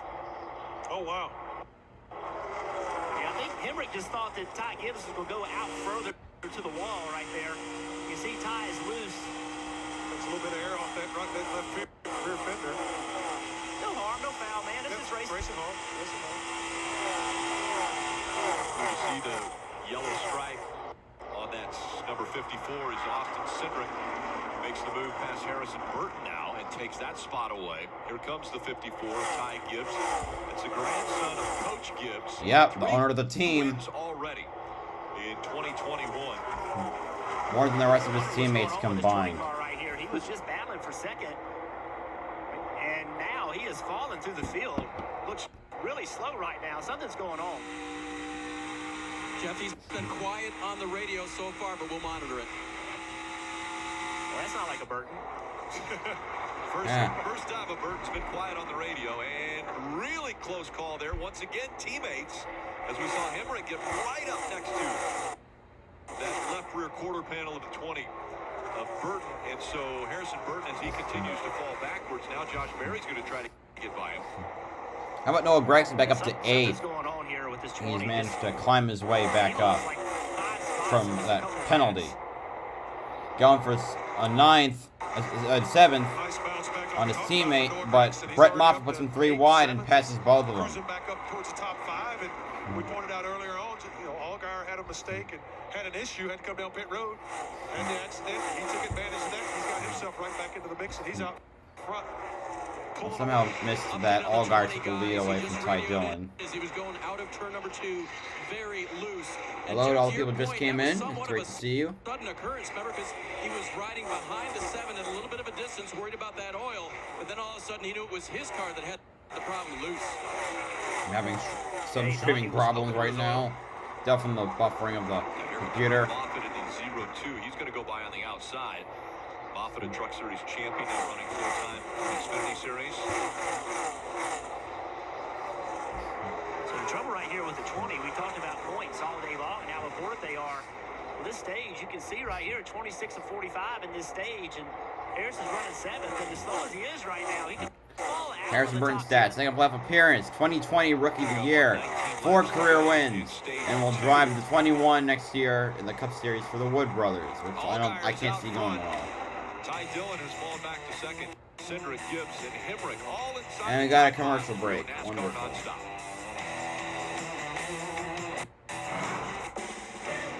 At USAA, we've been called too exclusive because we were created for officers. But as we've evolved with the military, we've grown to serve all who've honorably served, no matter their rank or when they were in. A Marine just out of basic or a petty officer. He's also considered a future superstar. Remains to be seen, in my opinion, because Xfinity doesn't necessarily translate over to Cup. As for example, I mean, Ricky Stenhouse Jr. dominated other towns. Jeff Green won the Cup Series by about, well, I wouldn't say, no. I mean, Brian Vickers won the 2003 Busch Series Championship, and he was not a superstar by any means. Whereas Jimmy Johnson was not that great in the Busch Series, but he won a Cup championship, 7 Cup championships. So Xfinity doesn't exactly translate over to Cup, so you have to judge him by how he does. I'm not really going to make the judgment call now. He is good on the road courses, though. Logano said that, FYI. We all have the same internet. Well, why the hell would I listen to Joey Logano? It's so powerful, it keeps one-upping itself. Can the internet do that? Raw power Seriously. Ram power puts it in a velvet glove. Raw power lifts with its legs. Ram power also lifts with its brains. Raw power gets it done. Ram power does what's never been done before by anyone. Discover Ram Power during Ram Power Days. Get 0% financing for 72 months on select Ram 1500 models, or $3,550 in total values on Ram 1500 Bighorn. I am where visions of He's the senior leader at Penske. That's nuts, and he's fucking 30. But nah, I don't like Logano. I don't listen to him. In order to uncover greatness, where 12 were whittled down. Heavy bias right there, but it's true. And a champion shines through. I am the NASCAR Xfinity Series playoffs. I am NASCAR.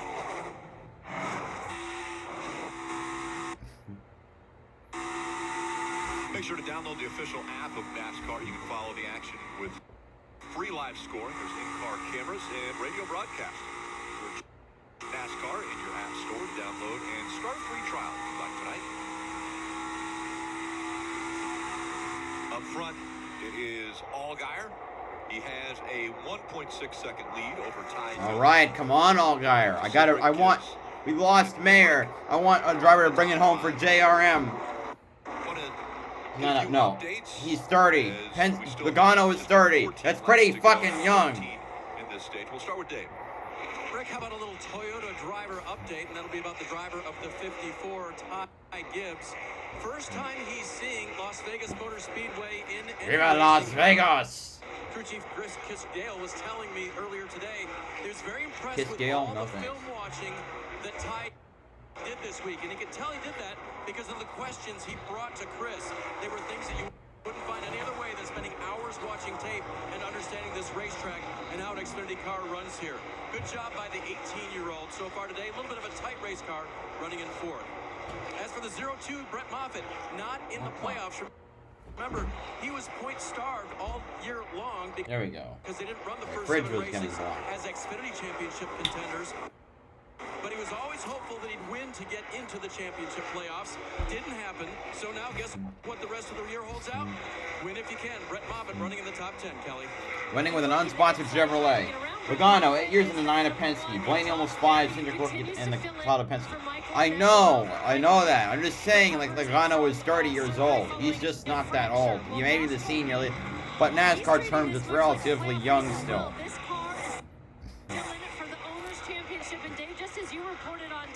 I am aware he's been at Penske since 2013. You'll get a sense for next year when he is full-time with Junior Motorsports. I mean, also for Blaney, I mean, he spent time with the Wood brothers, 2016 to 2017. So, I guess if you count that as Penske. Championship, and he's looking to gain some playoff experience from this as well. Who's only here because his dad is president of Penske. You're probably not wrong, but he also won a championship as well. Josh Berry, one of There's those. Harrison Burton battling Allmendinger. And there's Haley going to give his teammate a boost. Oh, come on. You had to cut me off while they're cussing, didn't you? Excuse me.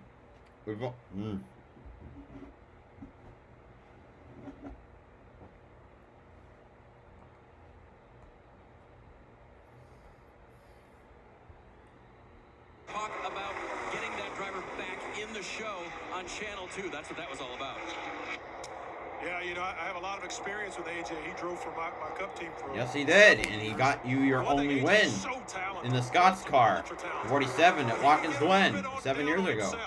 And Chris Rice does a great job of talking to AJ and getting him back up on the plane, so to speak. And it's tough, man. And Jeff, you know better than any of us. Driving these race cars is not an easy thing to do. Sometimes it's not going your way, but being positive is huge when you're struggling. Well, right now he's struggling. Take a deep breath, man. Just settle in and take what it gives you right here. We'll fix it. Ain't gaining nothing being frustrated. Watch his hands here, Jeff. He's not happy at all.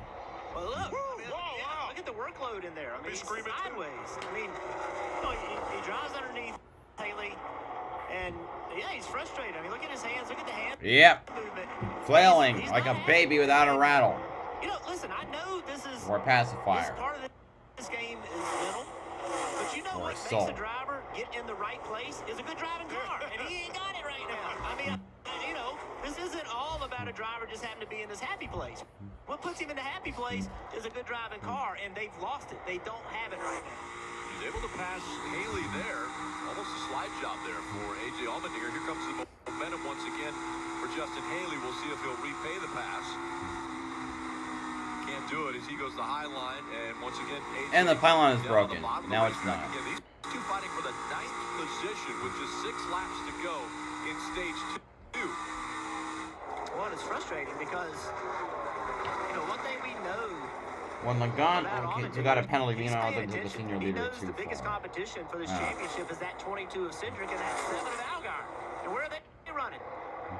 First and third. So that's part of the frustration as well. And as we get down to these last few laps, the entire racetrack is in the shape. So, Jeff talked about it earlier, grip. We're going to start this last stage probably a little bit cooler than, obviously a little bit cooler than we started today, maybe 5, 6, 8, 9 degrees. Going to be under the lights, cooler racetrack. How do you keep up with the racetrack? What happens? And is that's what happening to AJ's car? Is it just losing overall grip as the track starts to cool off just a little bit?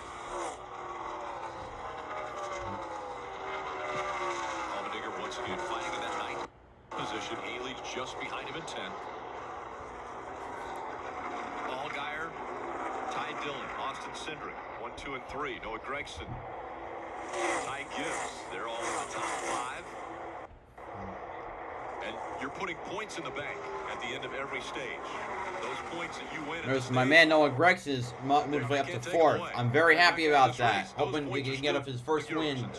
His home track. These drivers that are in the playoffs, they want every point they can get to put in the bank. His next car is Austin Cindric, which is too far before we get before the end of the stage. Allgaier has dominated the second stage. 80 points in this stage if it continues. Allgaier threading the needle here as he goes in between 2 lap cars.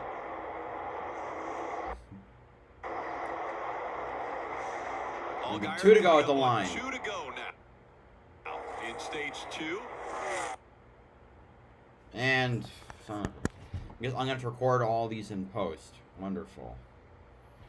All right. Feel about road racing when you go. Could be chaotic there as well, and probably will be. As Allgaier on the top of your screen, looking to grab his 3rd stage win of the 2021 season. And Cindric trying to get by Ty Dillon for that 1 more points. If he can get up to 2nd. All right, coming down the line, Justin Allgaier wins stage 2. Ty Dillon comes in 2nd. Then Cindric 3rd, Gragson 4th, Hemrick 5th. Gragson is 4th, Daniel Hemrick is 5th. Daniel says this is the 2nd home for him after so much of a great relationship with the Gone family here in Las Vegas. And they don't show us the rest. Some pretty tight racing. So that's gonna do it for stage 2, and I'll try to get my adjustments made to the scoreboard. Difficulty.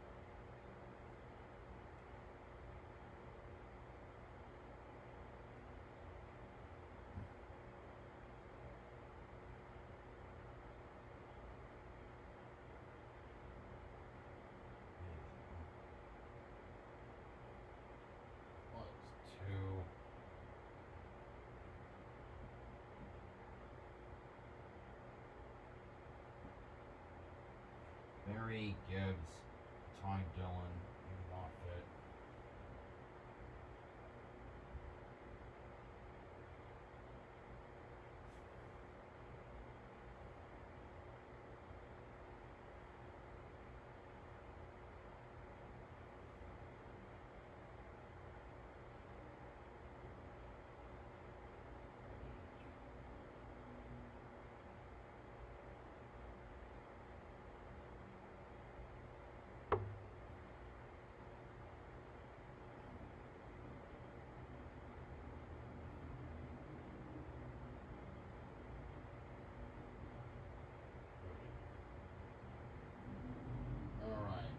Almost done here.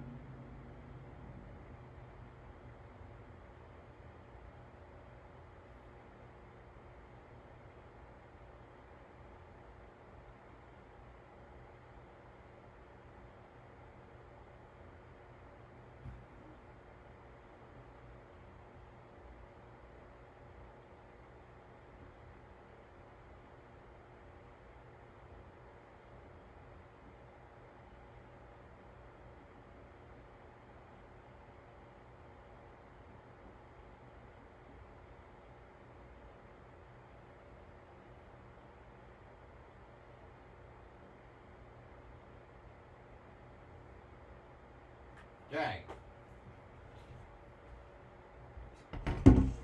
here are your new results.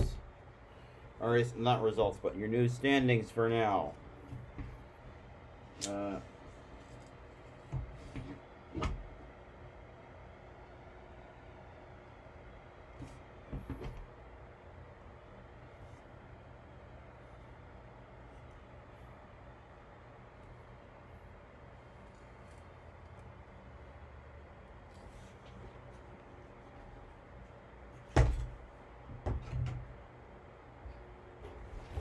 Alrighty.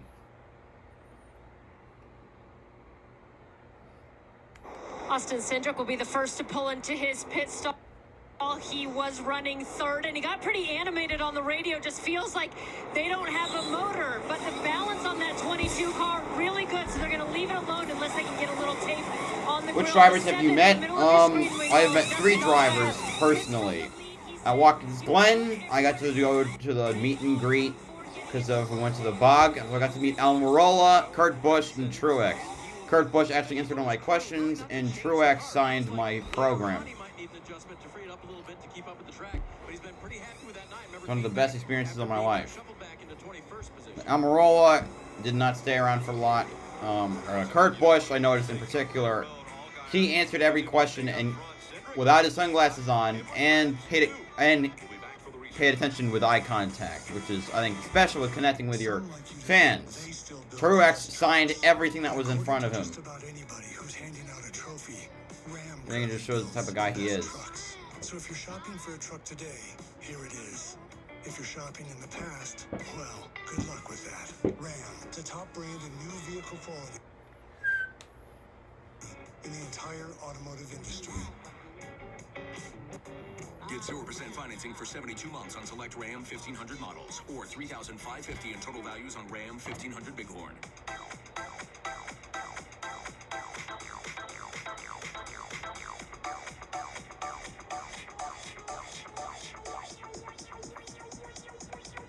I need to try it first. Welcome to Allstate, where savings from our new lower auto rates follow you everywhere. Now, get new lower auto rates. You're in good hands with Allstate. Click or call for a lower auto rate today. You're invited on a crisscrossing journey across the world of speed. The NASCAR playoffs continue at Las Vegas.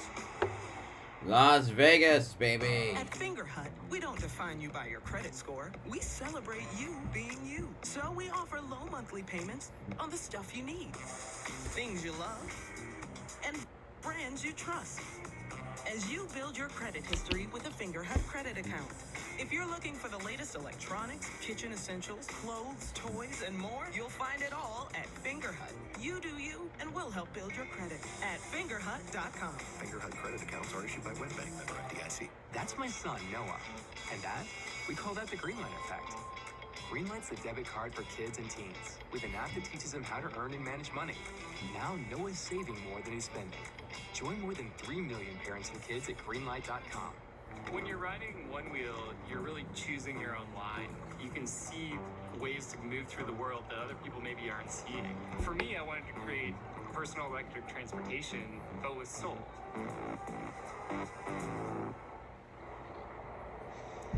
You're watching NASCAR Xfinity Series playoffs from Las Vegas.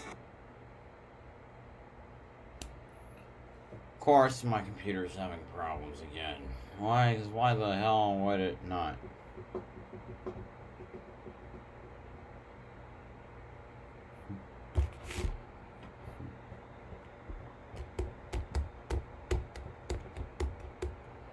Make time, especially up in turns 3 and 4. Ty Gibbs lost a few spots coming to the finish of this stage. Got a little bit loose getting into turn 3. Oh, because you're on my phone, yeah.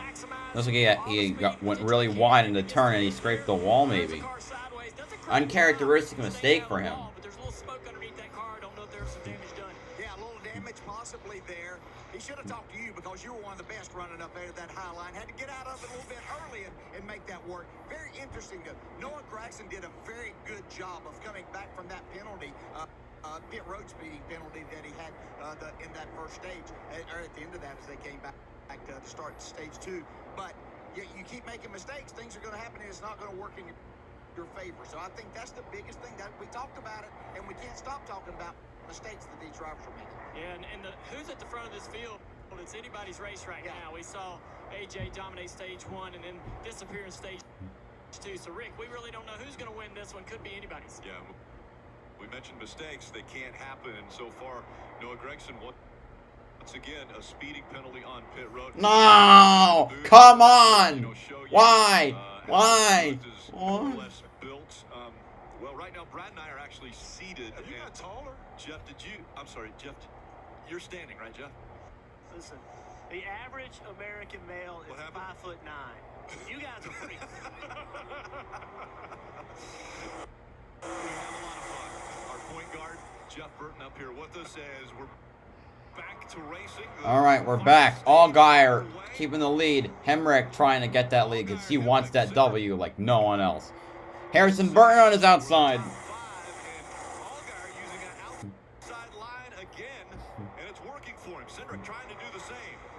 Allgaier's able to clear the two. Okay, it wasn't Harrison Burton, it was Cindric. I don't know where I got Harrison Burton from.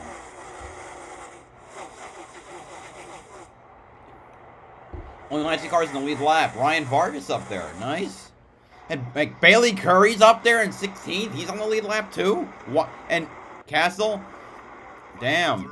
Weatherman on the lead lap as well. When half the field is not on the lead lap, when less than half the field is on the lead lap, and you see a Mike Harmon racing car in 3 of the JD Motorsports cars, that's actually pretty freaking impressive. Oh, you meant a lot of drivers no time to gas? That's actually really cool. 103 still to go in the final stage. We see Josh Berry. It was not cool as my computer having an aneurysm.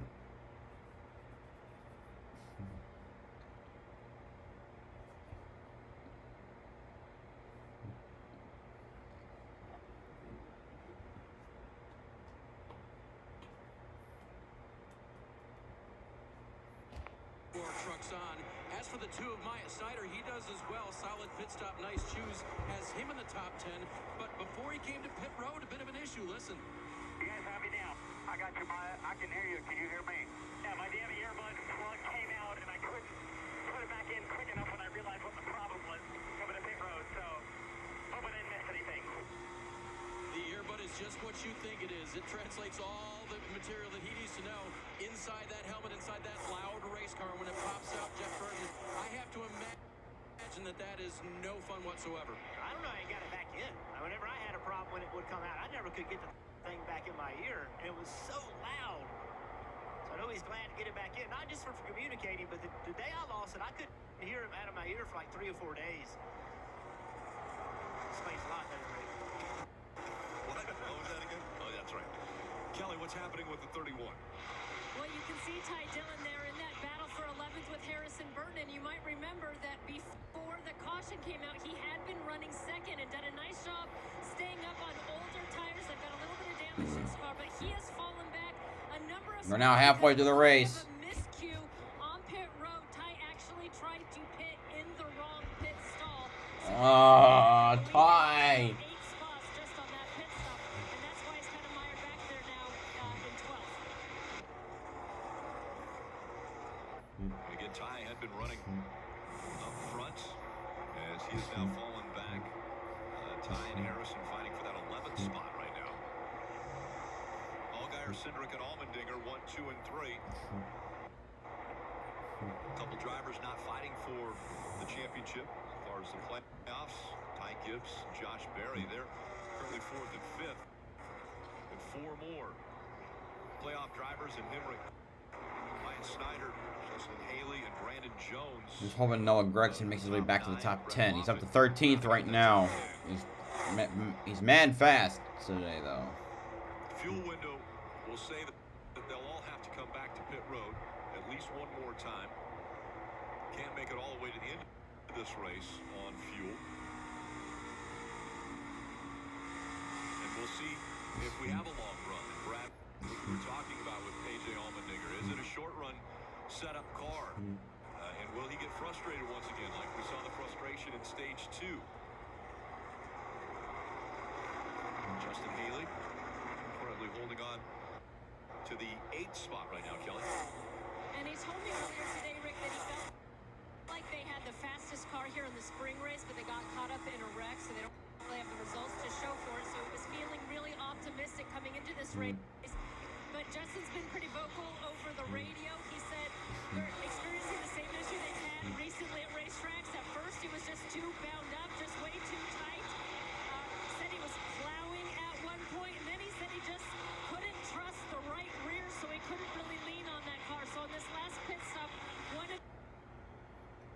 Great. Because I totally wanted this thing to freeze up on me. I really wanted it. Freeze.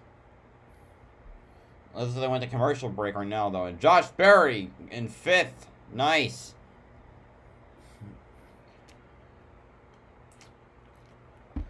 Information, and AJ's kind of been all over the board in terms of how he feels about it tonight. Still running 3rd, though. Yeah, in a good position. AJ Allmendinger, surprisingly, when colleagues said we're going Okay, let's see. Trevor Bayne, Brian Scott, Joey Logano twice, Clint Boyer twice in less than 24 hours, Eric Almirola, Jimmy Johnson, Denny Hamlin, and Quinn Houff twice. Did Quinn Houff slam into a... Oh, sorry, I'm not going to make a whole joke about it. That's cool. F-150 thinks like an F-150 and powers like an F-150. I've heard Trevor Bayne is pretty nice. Is that true? Hybrid. The 2021 F-150 Power Boost Hybrid with 570 pound-feet of torque and 12,700 pounds of max available towing. What up, TB? What do you think my next move should be? Retirement. Tamp down the stress and amp up the relaxation, baby. Retirement is like winning another championship. On the Body Network, this is what Tom heard. Tampa Bay. Maybe I'll even join you. My goal, bring a championship to Tampa Bay. And Gronk's coming with me. Mom, where are my football pants? Don't trust big decisions to just any network. Go with T-Mobile, the GO in 5G.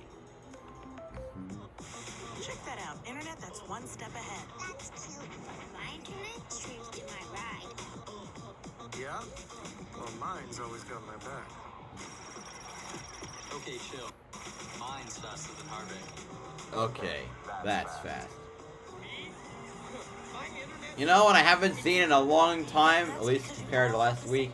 The goddamn Applebee's commercial. And that makes me very happy, because I freaking hate that jingle. Oh, dude, you were 10 when you met Trevor Bayne? That's pretty cool.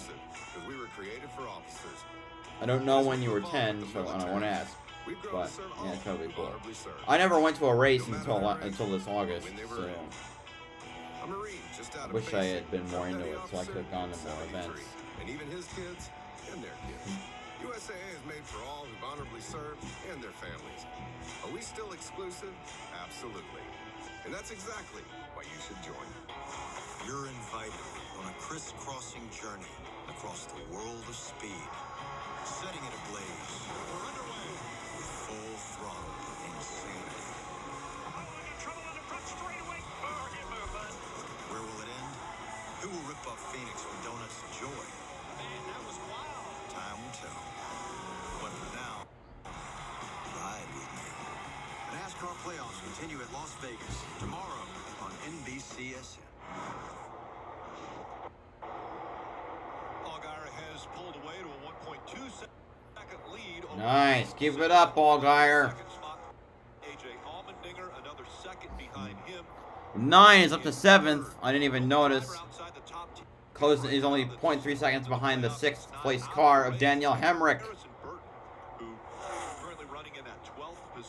Looking out through the field, Vargas still on the lead lap. The 5 less than stellar cars. The 6 of Vargas, the 47 of Kyle Weatherman, the 15 of Bailey Curry, the 44 for Landon Cass, 15 of Bailey Curry, and the 44 of Tommy Joe Martins. They're running 14th through 18th, 15th through 19th, excuse me.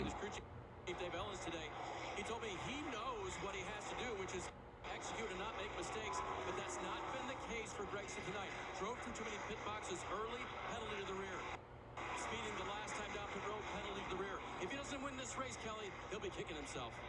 Another driver who's made a nice comeback is Brandon Jones in that 19. Remember, they had to come to pit road for a potential loose wheel, which had him set back some. Anyway, as they run, Jones, Jeb, Herbst, and Clemens are the 4 out, which means that Snyder moves up to be in.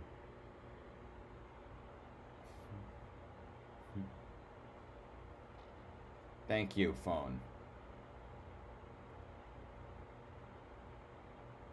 Is the reality. You've got to have a race car you can do that with, and that loose race car from earlier has not come around yet.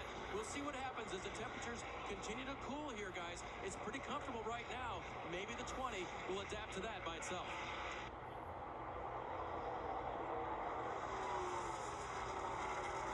Track temperature changing. Again, full sun on this racetrack all day long. Start of the race, turns 1 and 2 were a little bit in the shade, but still very hot here. Favorite childhood show? My favorite childhood show was Pokemon. I am a huge Pokemon fan. I am very excited for Shining Diamond and Brilliant Diamond and Shining Pearl and Legends of Arceus. Arceus. For Daniel Hemrick, now it's over 114 degrees inside of those race cars. Come on, close in on Hemrick. Don't forget, Brad, the only reason you're saying that is because you're sitting in air conditioning right now. And it feels good, too. It feels good. Oh, man. 114 degrees inside those frickin' cars. Basically an oven. And what kind of football? I think a football player could withstand that heat. Bro, not only in a commercial.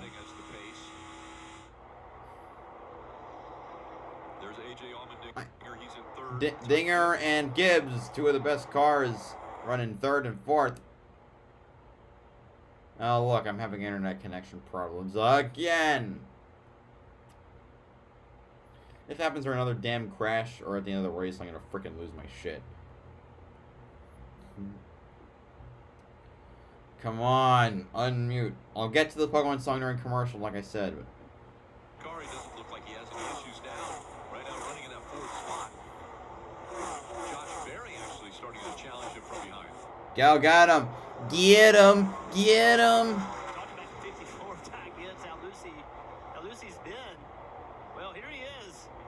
Look at the back of that car. Wow. Yeah. Wow. You know, that a little bit of everything going on there. Ty catching Allmendinger. Corner exit, the car doesn't have a lot of grip, and then that air comes off the car as he gets close to Allmendinger, and it just makes it worse. Tell you, to Dave's point, Jim and I were watching, Noah Gragson is just absolutely flying around his racetrack. I mean, he's been a tenth quicker than the field most of the time. He gets past Daniel Hemrick here. If he can keep that forward momentum going, that'll be an incredible comeback for those two pretty critical mistakes. There's the season so far for Ty Gibbs. Got a spin in 3. Oh, we got a spin.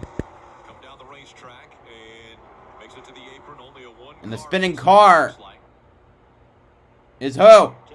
Justin Haley, and another playoff car. So the caution comes out one more time, and it's a playoff driver again. He was running in the 10th position, finished 10th. Top 10 last 13, 14 races.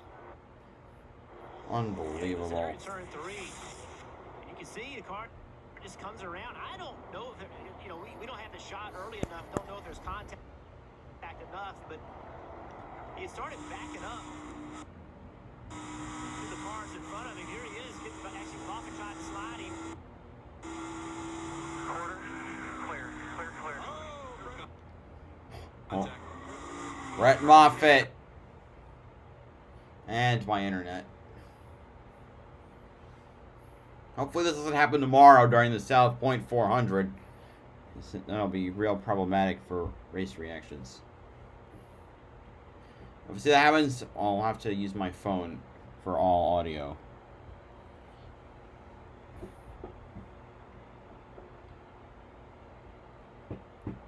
There for Justin Haley.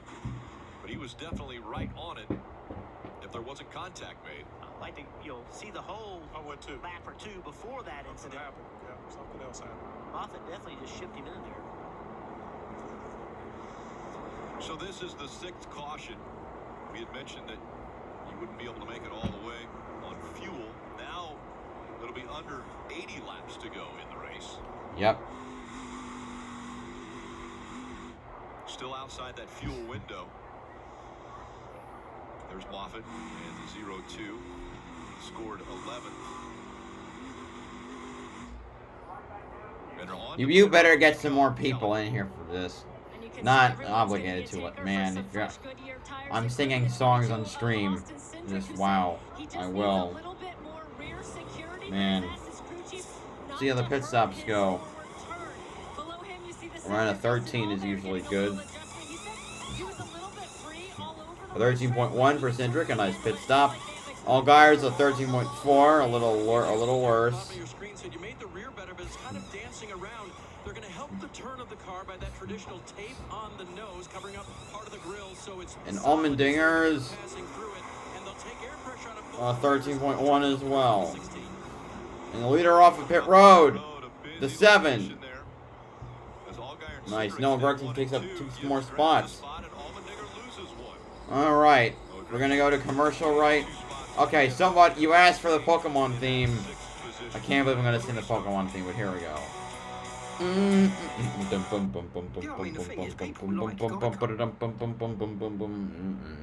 I wanna be the very best, like no one ever was. To catch them is my real test. To train them is my cause. I will travel across the land, searching far and wide. Each Pokemon to understand the power that's inside. Pokemon, gotta catch 'em, it's you and me. I know it's my destiny. Pokemon, oh, you're my best friend in a world we must defend. Pokemon, gotta catch 'em, a heart so true. Our courage will pull us through. You teach me and I'll teach you. Pokemon, gotta catch 'em all. Gotta catch 'em all. Pokemon, hopefully that's satisfying.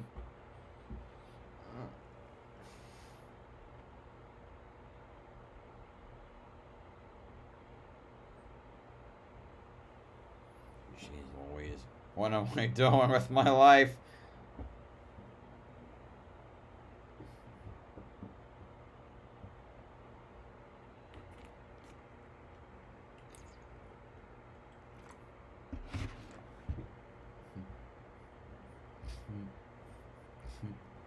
And my internet. Ugh.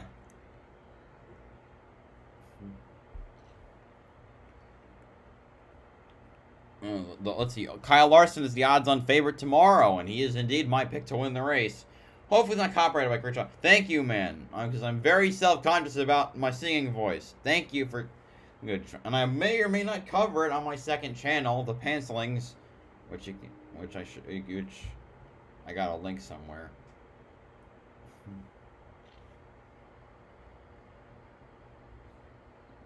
Yeah, I certainly hope it's not copyrighted. According to my studio, we've now hit 100 playbacks. I know YouTube will not report all that as views because probably quick switchbacks for a few. And we're finally transitioning into nighttime, which is great for Las Vegas because it looks wonderful in nighttime. All right, Allgaier leads on the outside. Ty Gibbs lead on the inside. And my man Noah Gragson is going to be third on that outside line. Rest of the top 10 will be Cindric and Allmendinger in row 2. Hemrick is going to join Gragson in row 3. Josh Berry and Myatt Snyder in row 4. And Brendan Jones and Harrison Burton in row 10 for this restart.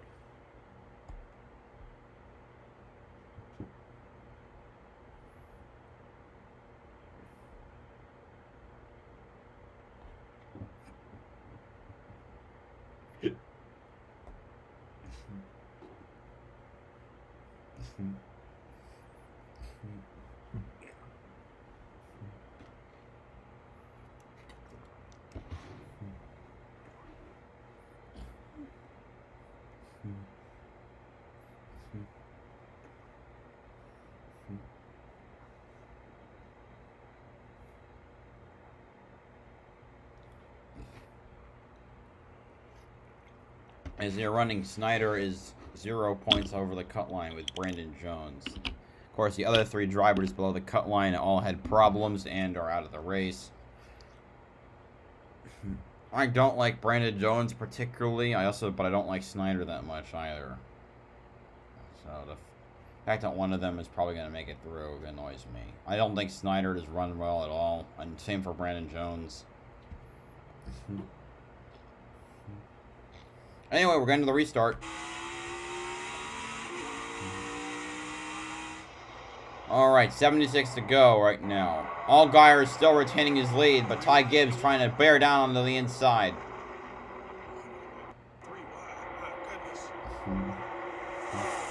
Yeah, you can do that at Vegas, Brad. I thought you knew this already. You do have 2 teams. 2 cars for your team. Nice for Cindric. Oh man, Noah Gregson still trying to get past the 16. The Hyper Ice Chevrolet of Allmendinger. He's 2 is outside, which might help him with the momentum. There goes the 9 to 4th. I think the 9 has the best car. Come on. He's going to clear almost. The 9, we're not 16 to his quarter panel. Right now, the 9 also trying to make a move past the 54 of Ty Gibbs. Here's Hemrick battling Berry for 7th, or actually 6th.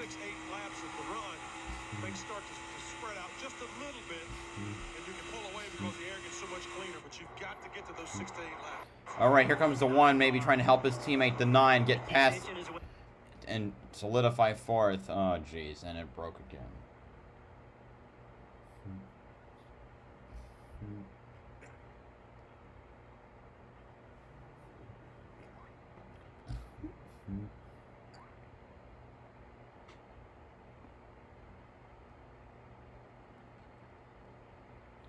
All right.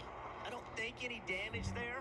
You remember, I said it earlier, composite bodies are pretty tough. Move around. Don't have tire cut problems like you do when it comes to the wall. He's saying look at the right side. He hit the wall. He hit it really hard. Team followed up and told him just a lap ago, it looks fine now. They took a look at it from the spotter stand. I was talking about Ty Gibbs when he smacked the wall at the end of stage 2. Yeah, the letters are worn off the right side of the tires there. Looks like Gregson was not able to get past Dinger, but Josh Berry was. Yeah, you wonder if it, not a tire cut, but could it take a little performance out of that car?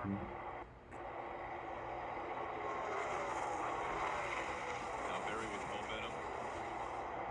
Cut to the back tire, the back bumper of Ty Gibbs, and looks to the inside now to try to take that position away.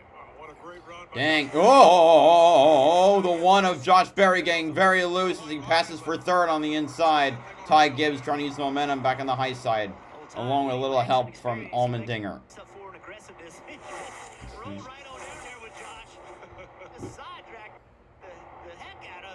Slowed him down, and Allmendinger's like, yeah, I like that move. I'm going to take advantage of it, too.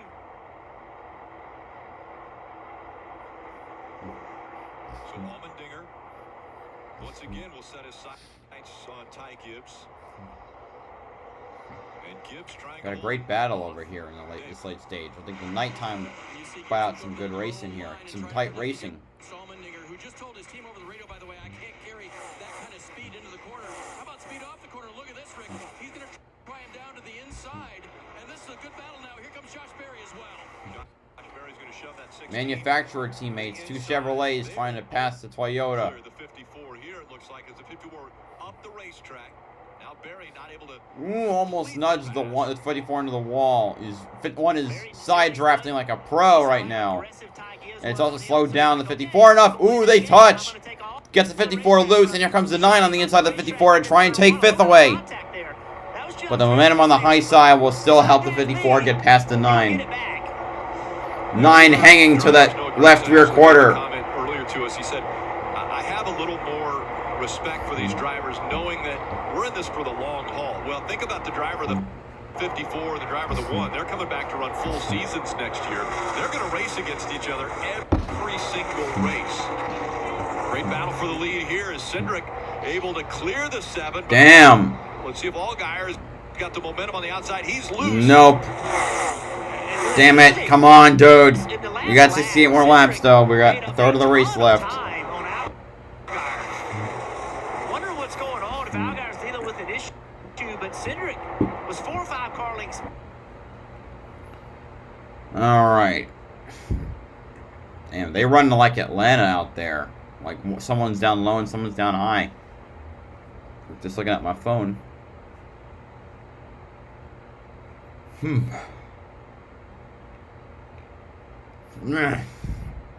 really high, right against the wall. Knows Allgaire's going to get underneath in the middle of the corner, but doesn't care because of the speed it gains him on this front Got some straightaway. snacks we'll probably eat later. As I'm editing this race. Allgaier again to the bottom of the racetrack and way up high is the 22 of Cindric.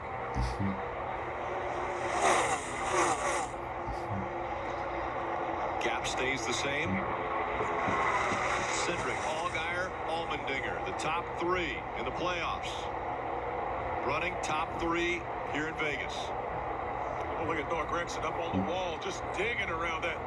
Just try, he's doing whatever he can to get past that five car, the 54. Josh Berry coming into the picture here in that 4th position as he puts a little bit of pressure on A.J. Allmendinger. Out front, it's Cindric. We'll go NASCAR nonstop. You won't miss a thing. Ooh, come on, Josh. Raw power is an iron fist. Ram power puts it in a velvet glove. Oh, looking at my phone, the 9 is closed in on the high side of 54. He should have a good run coming into turn 3. Might be able to pass coming out of 4. Does what's never been done before by anyone. Ooh, Allgaier got a good run on the inside of Cindric, and he was able to pass. Get 0% financing for 72 months on For the select back Ram for the lead. 1500 models or $3,550 Nice. in total values on Ram 1500 Bighorn. Now he's got a good run going. Yeah, the sound, he's running that low line. Interestingly enough.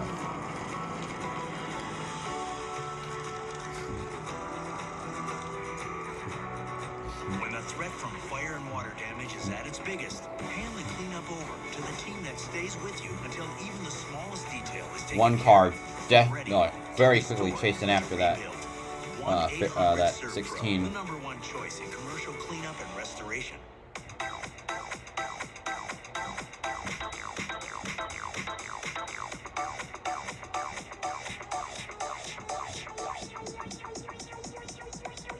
I need to try it first. When you order Domino's delivery online, instead of adding surprise fees like other delivery apps, Ooh, we got a tight battle now. I think because it looks like 3rd and 4th caught up to 2nd.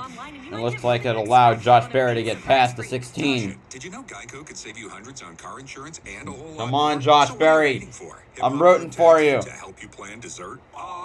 Vanilla, Rocky Road, chocolate peanut butter cookie dough. Scoop, there it is. Scoop, there it is. Scoop, there it is. Scoop, there it is. Scoop, chakalaka, chakalaka, chakalaka, chaka. Scoop, chakalaka, chakalaka, chakalaka, chaka. Switch today and see all the ways you Sprinkles! I love this commercial. Oh my god. Oh my god. to make it to the championship 4. One more time.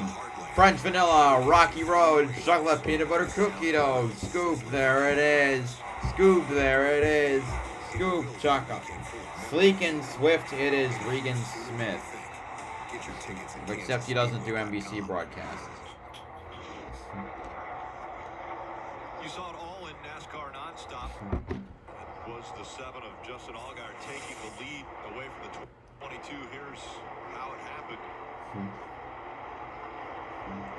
Made it look easy. He said, hey, I'll go get him back. Yeah, something must have happened in the 7. It just, I don't know. He just lost a little bit of momentum for a second, but he easily came back and passed back.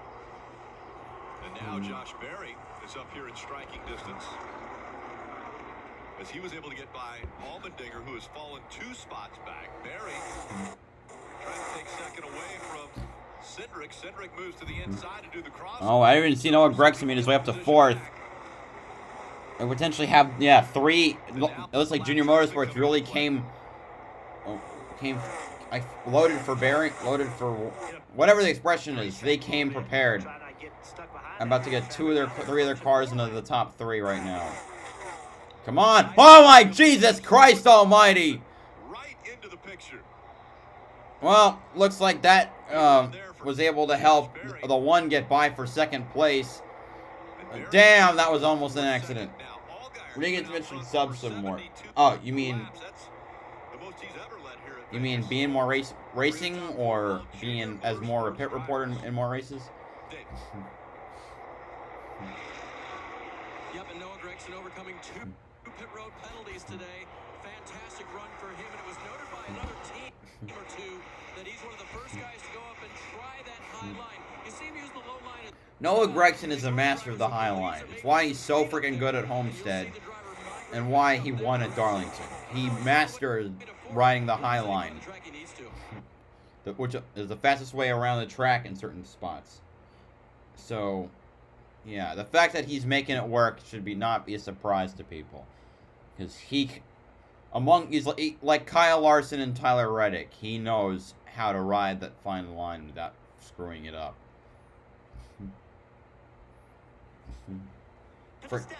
Curse of frickin' Homestead, though. I'd love to see a 1-2-3 finish for JRM, though. And hopefully they'll show me some respect. And you know, I talked to a lot of other drivers. They're like, "Hey, we're cool with Noah. It's all good." And I think that's just some of Noah growing up and learning that you can't treat every lap like it's the last lap. You got to deal with these drivers throughout the whole year, and that maturing of Noah Gragson, he has speed, is going to make him a better race car driver.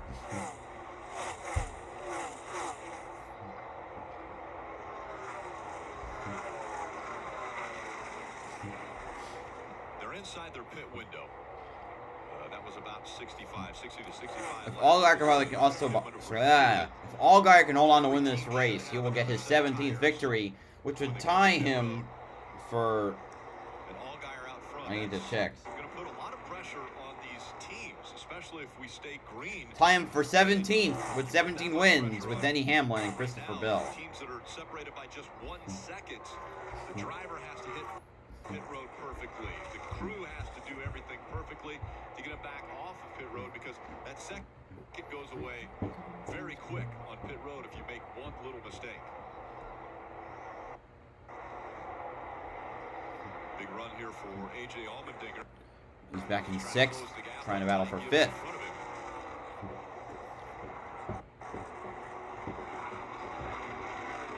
I wonder which cars are on the lead lap. See, David Starr's battled back to 20th in that angry Crab Shack Toyota for MBM. Not bad for that team, considering top 20s are basically what they can race for. Just remember, back at Homestead, David Starr was actually in the lead lap in 13th in that freaking car until the unfortunate stuff happened. Actually, it was in the 13th, but who cares? Running in the 12th position. Those are the only 2 drivers that are actually still on the racetrack in the playoffs. All right, wow. Vargas, Castle, and Weatherman are still on the lead lap. Nice. These guys, it just seems like neither one can get any forward momentum. I think Vargas is getting a lot better now. Castle is the best driver on for JD Motorsports. And that's just not typical. Number 2 had good speed a few runs ago. He looked like No, the 2 has not been good this season. I believe they have 4 top 10s this season, and one of those being the win, and the rest of it have just been freaking disasters. Let's see. Okay. Wow. Oh, I counted way wrong. He hasn't had 9 top 10s. He just hasn't had a top 5 since his win. But he had an atrocious span in the summer where he had 7 out of 8 races, 7 of them were outside the top 20.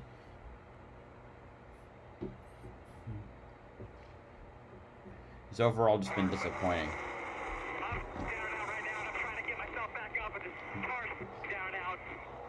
I'm down and out. The car is down and out. They need one more adjustment, guys. What do you think? Are they going to get to pit road and get a chance to do that? Well, they'll definitely have an option to come to pit road, do as much changes or adjustments to that car that they can. Right now, it's Allgaier out front. We'll stay NASCAR nonstop. You won't miss anything. Nice. I love the NASCAR nonstop.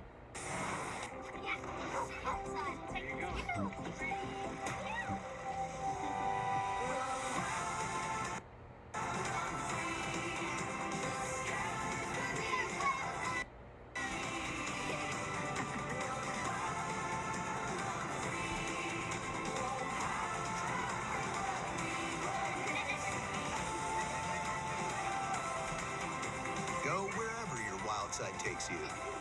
Toyota. Let's go places.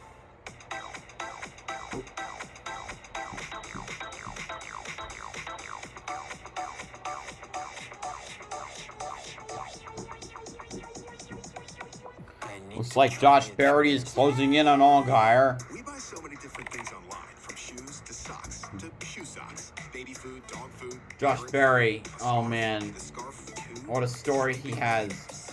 Not much sponsors on his own, but Dale Jr. believes in him so much. Winning at Martinsville was great, and if he could win here, this reminds me of the battle they had at Michigan, where it could have been Berry, but it was ended up being Allmendinger after a late race caution because of Jeb Burton running out of gas in the backstretch. So if Berry could pull off the win, that'd be awesome. And what do we have here? A Emu commercial? Customized car insurance from Liberty Mutual, so they only pay for what they need. What do you say we see what this bird can do? We are not getting you a helicopter. Looks like we're walking, kid. Only pay for what you need. Liberty, liberty, liberty, liberty. The gap continuing to close between the 7 of Allgaier and the 1 of Josh Go Berry. get him, Tiger. Berry, could he steal a win away from one of these playoff drivers? I mean, it will advance the one into the Owners' Championship to the top 5. It's round of 8, which would be a first for a while. Ryan Sega's gone a lap down. Damn, I'm still 3 of the freaking JD Motorsports cars still in the top 20. Bailey Curry's in the top 15. Damn. Bailey Curry's been driving for Mike Harmon Racing for most of the season. Seeing what he can do in slightly less shittier equipment, it's actually kind of cool that he's actually doing as well as he is. He's past fucking Myatt Snyder, which I think says more about how bad Snyder is than how good Curry is, but what do I know?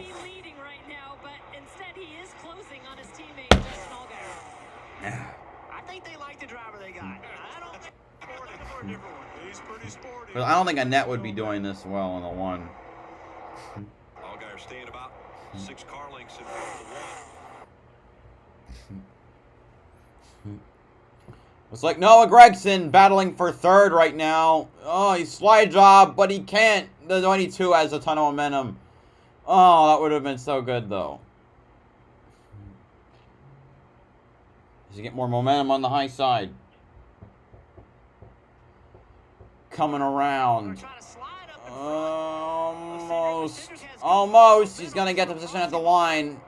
He's going to clear. Almost. Yes. And Josh Berry passes for the lead on my phone, not yet on my computer. Oh, man. Go, Josh Berry. 2 car lengths. So Allgaier under attack from Josh Berry for the lead at Las Vegas. Oh, and up the racetrack. Yeah, the 7 got loose there. And what do you know? JRM won 1, 2, 3. They came prepared. This is not a fluke, guys. I mean, we've been watching Josh Berry. His lap times, I mean, he is the fastest car on the racetrack has been for the last 10 years. Josh Berry winning on an intermediate. He had a great chance to win on a giant super speedway. Now he's in the lead on an intermediate, dueling his veteran teammate Justin Allgaier. Oh man, that's good stuff. The pilot Flying J is flying tonight. Kayla, if you're watching this somehow, like Kayla, Mike Lynette, fan number 1. Oh, it's just some solace. I know it's not the same, but it is the car. Josh and carry more speed to the center. Both of them locked on that white line. Josh is able to stay up on that white line just a little bit further, and now he starts gaining momentum on the front straightaway. Watch Allgaier as he enters turn 1. Josh Berry turns just a little bit before him, stacks that air. Now, see right there, the car wiggled just a little bit. Now Josh Berry's in control. He was close enough to take the air from that 7 car. And the minute you saw it wiggle, Josh Berry high-fived himself, said, "This spot's mine, Kelly." Justin Allgaier knew that he was starting to struggle with that right rear tire, perhaps leaning on it a little too hard. So after the All right, 40 to go. Josh Berry, his spotter, Eddie DeHaan came over and said, "All right, kind of wish it saw the fried chicken sandwich scheme on the number 1, but beggars can't be choosers. He might be a little bit free. Kelly, I think he just doesn't have enough grip to take the fight to Allgaier. Just doesn't have enough to lean on. All I need is somebody to lean on. Cindric passes Gibbs for 4th.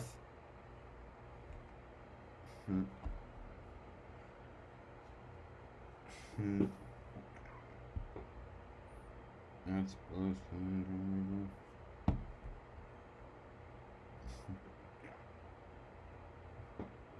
Talk about maybe 5 laps or so when they get into the pit window here, so we'll see what the 22 of Cindric and the 54 of Gibbs do. Crew Chief Chris Gale for that green car will bring the young 18-year-old to pit road at some point here. And when I asked him what things Ty needed to work on, having won 3 times already this year in this series, he goes, you know what? There's a lot of stuff we can do. He's running full-time in the ARCA series this year. That's the main focus for Ty Gibbs. But next year, it's wide open. Big smile on the crew chief's face as he thinks his driver has nothing but... Let's see how the lap times are. Oh, okay, Weatherman is having bad lap times. Oh, no, mile speeds, speed-wise. Curry, compared to his teammates, is about a mile... Okay, Vargas and Martin and Bailey Curry about a couple miles per hour faster than their teammate Landon Castle. They're all averaging about 161 miles per hour. Fastest car in the field right now is Josh Berry. Second fastest is the 7. And apart from that, I think Noah Gregson's actually 3rd fastest. They're a couple miles per hour faster than the cars in 4th and 5th.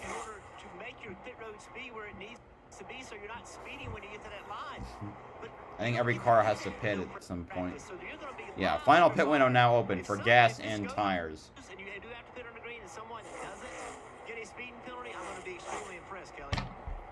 It's one of the things that Justin Haley, driver of the number 11, told me has been so valuable about running the Cup Series this year. Remember, he's been in that Spire Motorsports machine, and he said, we never do green flag pit stops, but I do them on the Cup side, and I've learned so much from that. He said, even his own teammate, AJ Allmendinger, pointed out that he hadn't made a green flag stop here at Las Vegas in years.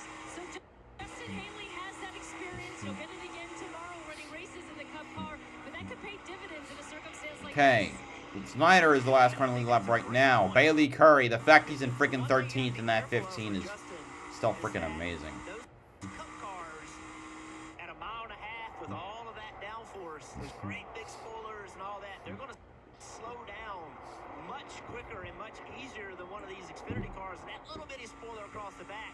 So Justin can't carry the same speed to pit road in this car as he does in a Cup car. It's been 5 races since the Xfinity Series has had a green flag. Alrighty. There's the one car I see of Josh Berry trying to lap the 2 of Snyder.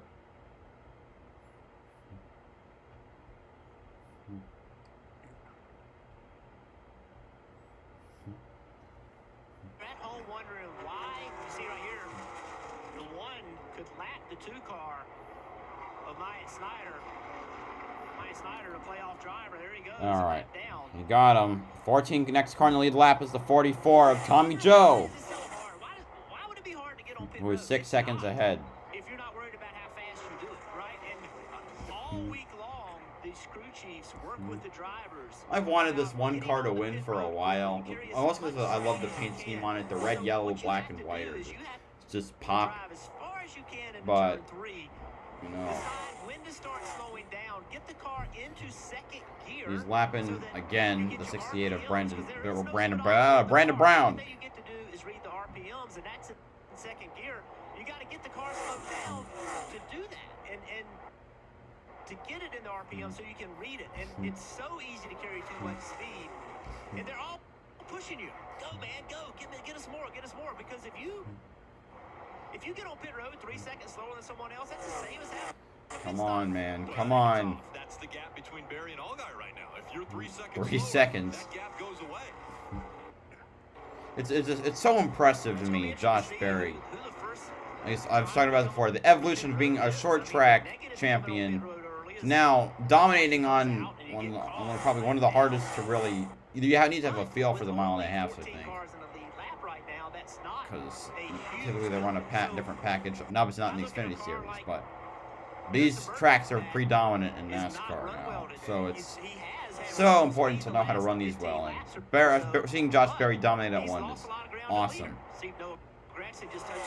Ah, come on! Bro!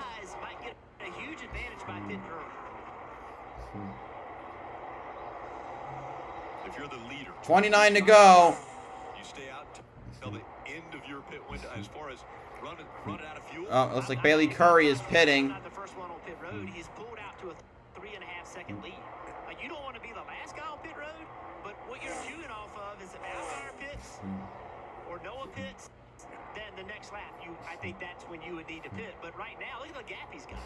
He's got 3.5-second lead, so I just don't see the need for Josh Berry to be the first one on pit road. I wish Steve was here. Me too. He's my favorite member of the broadcast team. That, and he provides info on when to pit. Oh, okay. Yeah, I'm not doing that. So you think about it, 6 of the last 8 races here, guys, have had a final green run less than 15 laps. So it's critical. It's just critical. You can't make that mistake on pit road. You got to come in. Everybody's got a set of tires left. It's just critical. But the crew chiefs also are using that information, saying, well,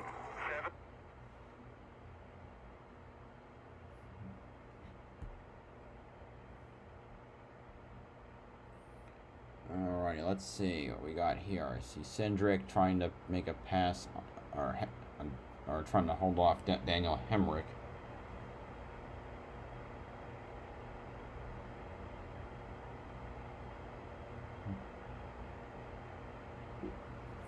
Certainly the back of that car has gotten really dirty.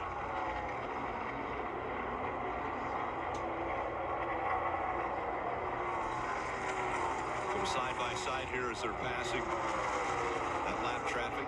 Go by Josh Williams in the 92. I see Vargas is pitting, and Brandon Jones is pitting with that JW Menards combo. Menards cars always have a product on their hoods.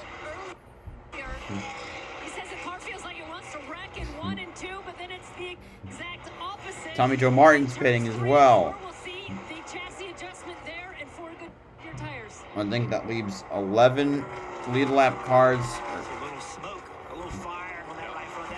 to pit, which is Moffitt, and then the rest of the top 10. For you as a race car driver, it's no big deal.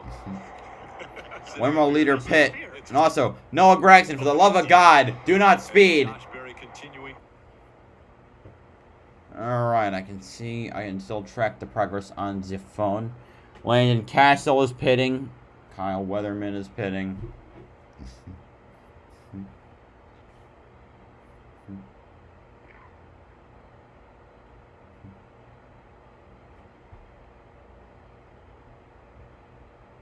Pit road. What kind of stop can he make on pit road? Like I say, no experience at this at all. Not a lot of expectation, a lot of pressure, a lot of learning. That is a great point. Now, to the point that was made earlier, you see the 7 car on pit road. Allgaier making it to pit road from second. All right, who's coming next? Now that we got a major car on pit road.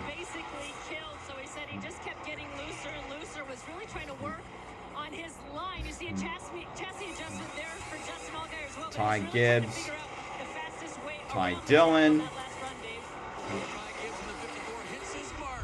the driver's job. His car needs to be tighter.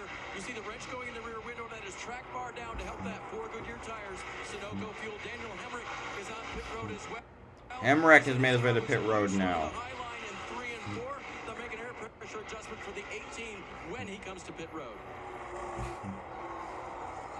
And that would be now. See the driver, Daisy, coming in. Veteran driver, Daniel Hemrick. Remember, spent a year in the Cup Series. Learned a lot about green flag stops there. This should be a strong point for him, Kelly. Austin Cindric's on pit road now. It just leaves, I believe, the top 4 in Snyder.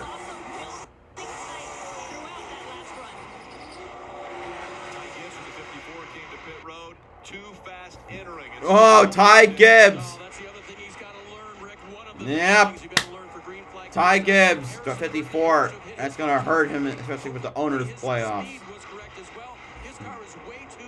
Harrison Burton made his way onto pit road. I don't think I mentioned that. Noah Gregson is now on pit road. Please, for the love of Jesus Christ on a freaking icicle, don't screw this up.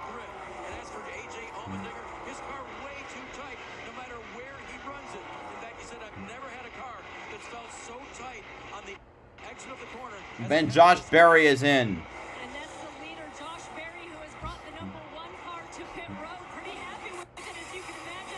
20 laps to go now. Also, we see we got David Starr and BJ McLeod. Alrighty.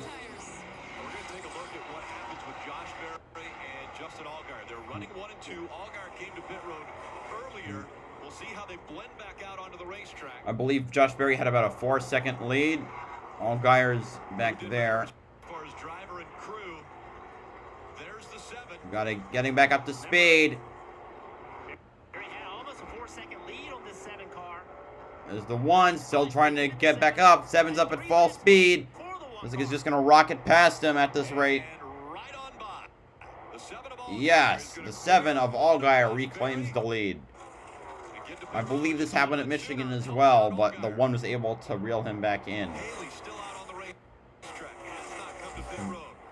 Snyder, also still on the racetrack. Those are the only 2 that have not made their final stops.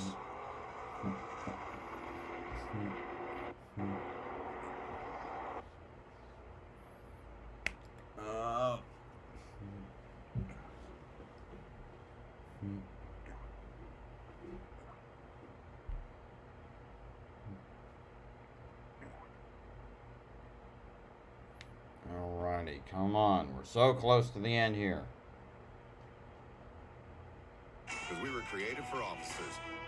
But as we've evolved with the military, we've grown to serve all who've honorably served, no matter their rank or when they were in. A Marine just out of basic, or a petty officer from 73, and even his kids and their kids. USAA is made for all who've honorably served and their families. Are we still exclusive? Absolutely. Alright, let's see what we've got here.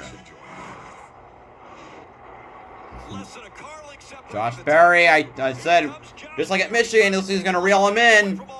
Coming along on the outside. The 7 car looks a little loose. On the outside, Berry for the lead. He clears. Nice. Come on, dude. Go, go, go. I know it won't help Allgaier advance to round 2. But, man. Yeah. Again, not running the full season. Started the year off with Junior Motorsports.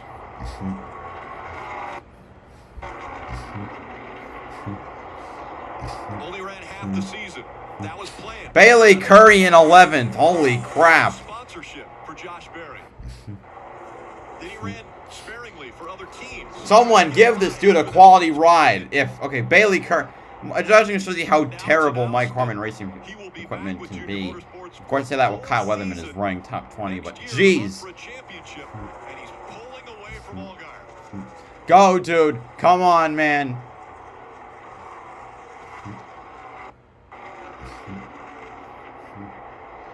Less than 15 laps to go. Berry, Gregson, Brandon Jones, Daniel Hemrick. And you mentioned tendencies have shown that 15 laps is normally the longest green flag run at the end of the race here at Las Vegas. So the possibility for caution still out there, still lingering. Yeah, the intensity ratchets up. You guys start searching. I hope there's no caution. I'd like to see my drivers just battle it out in the end once. There's Jones and Hemrick, teammates on Joe for Jogo's Racing, battling for 4th. Hemrick is going to make the pass.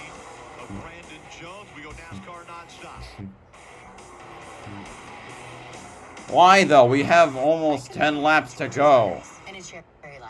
We're on 14 to go now. Go big or go home. Go big or go.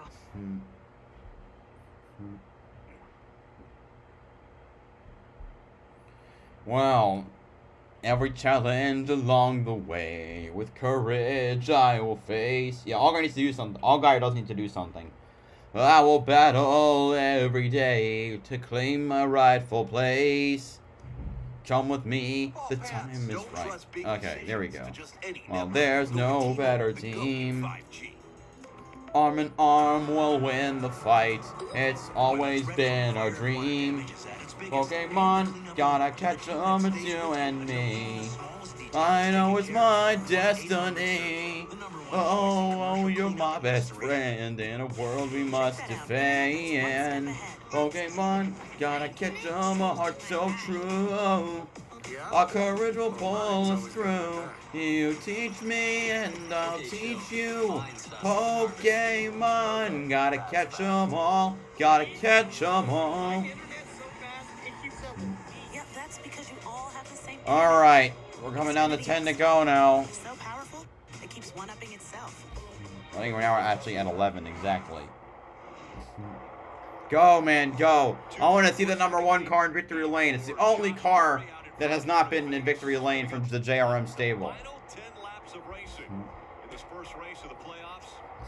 Each of the JRM, well, drivers, well, that have won 2 races except Barry. This would be his second win. I think another surprise in the playoffs has been Brandon Jones. Brandon Jones came to pit road a little bit earlier. He was below the cut line when the playoffs started. Came in. Well, yeah, but 3 of the cars are all below the line all wrecked. It's not really saying much. And Snyder sucks. What the hell did you expect to happen? They weren't running very well. Got him on pit road, got those new tires. They got a great pit crew on that. I hope he wrecks it, there you go. All that collectively is going to help him gain some spots here. Just 9 to go. Really good call. Jeff Mendrin recognizing the situation they were in and just saying, you know what, we got to do something a little different from everybody else. And Where has Josh Berry leapt up to now? That's the question. making the next round of the playoffs or not. It would appear that Josh Berry has leapt up to 11th.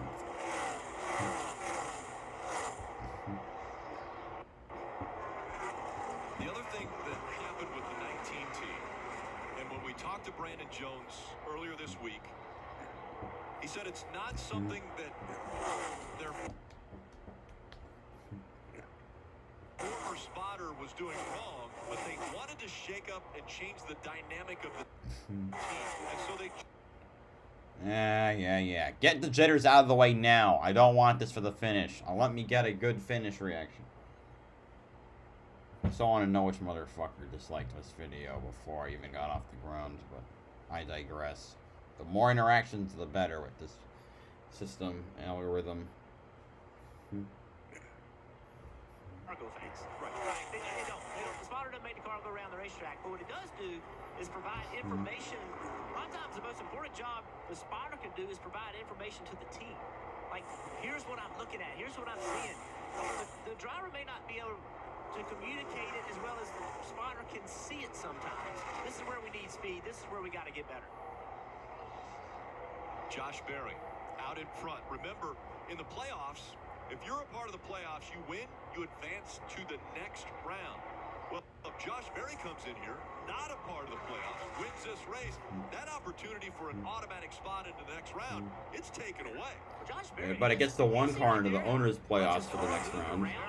Big wiggle getting to turn 3. It's 5 to go. Come on, my boy. And we can't say enough about Josh Berry and the job he has done in his first year in the Xfinity Series. He's been with Junior Motorsports for almost a decade, but it was at the late model local track level. He went and won a national championship a year ago. Junior Motorsports, Kelly, Dale Jr., everyone there in the executive area said, you know what? This guy deserves an opportunity. Let's give him a shot.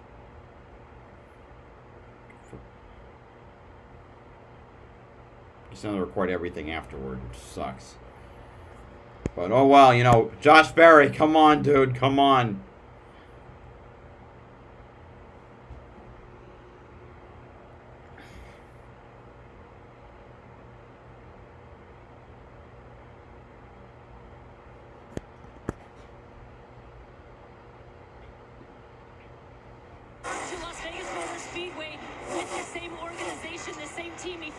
would be a really good measure for how he's improved. We said when he came here for the first time ever in March, everything came at him so quickly, so fast. It was just a lot going on. He said we ran okay and had a pretty good finish. So he was really excited.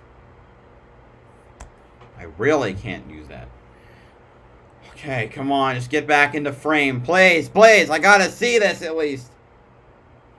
Alright, we're coming out to the finish. I think we got about 2 laps to go now at Las Vegas Motor Speedway. Josh Berry leading by about 4 seconds over his teammate.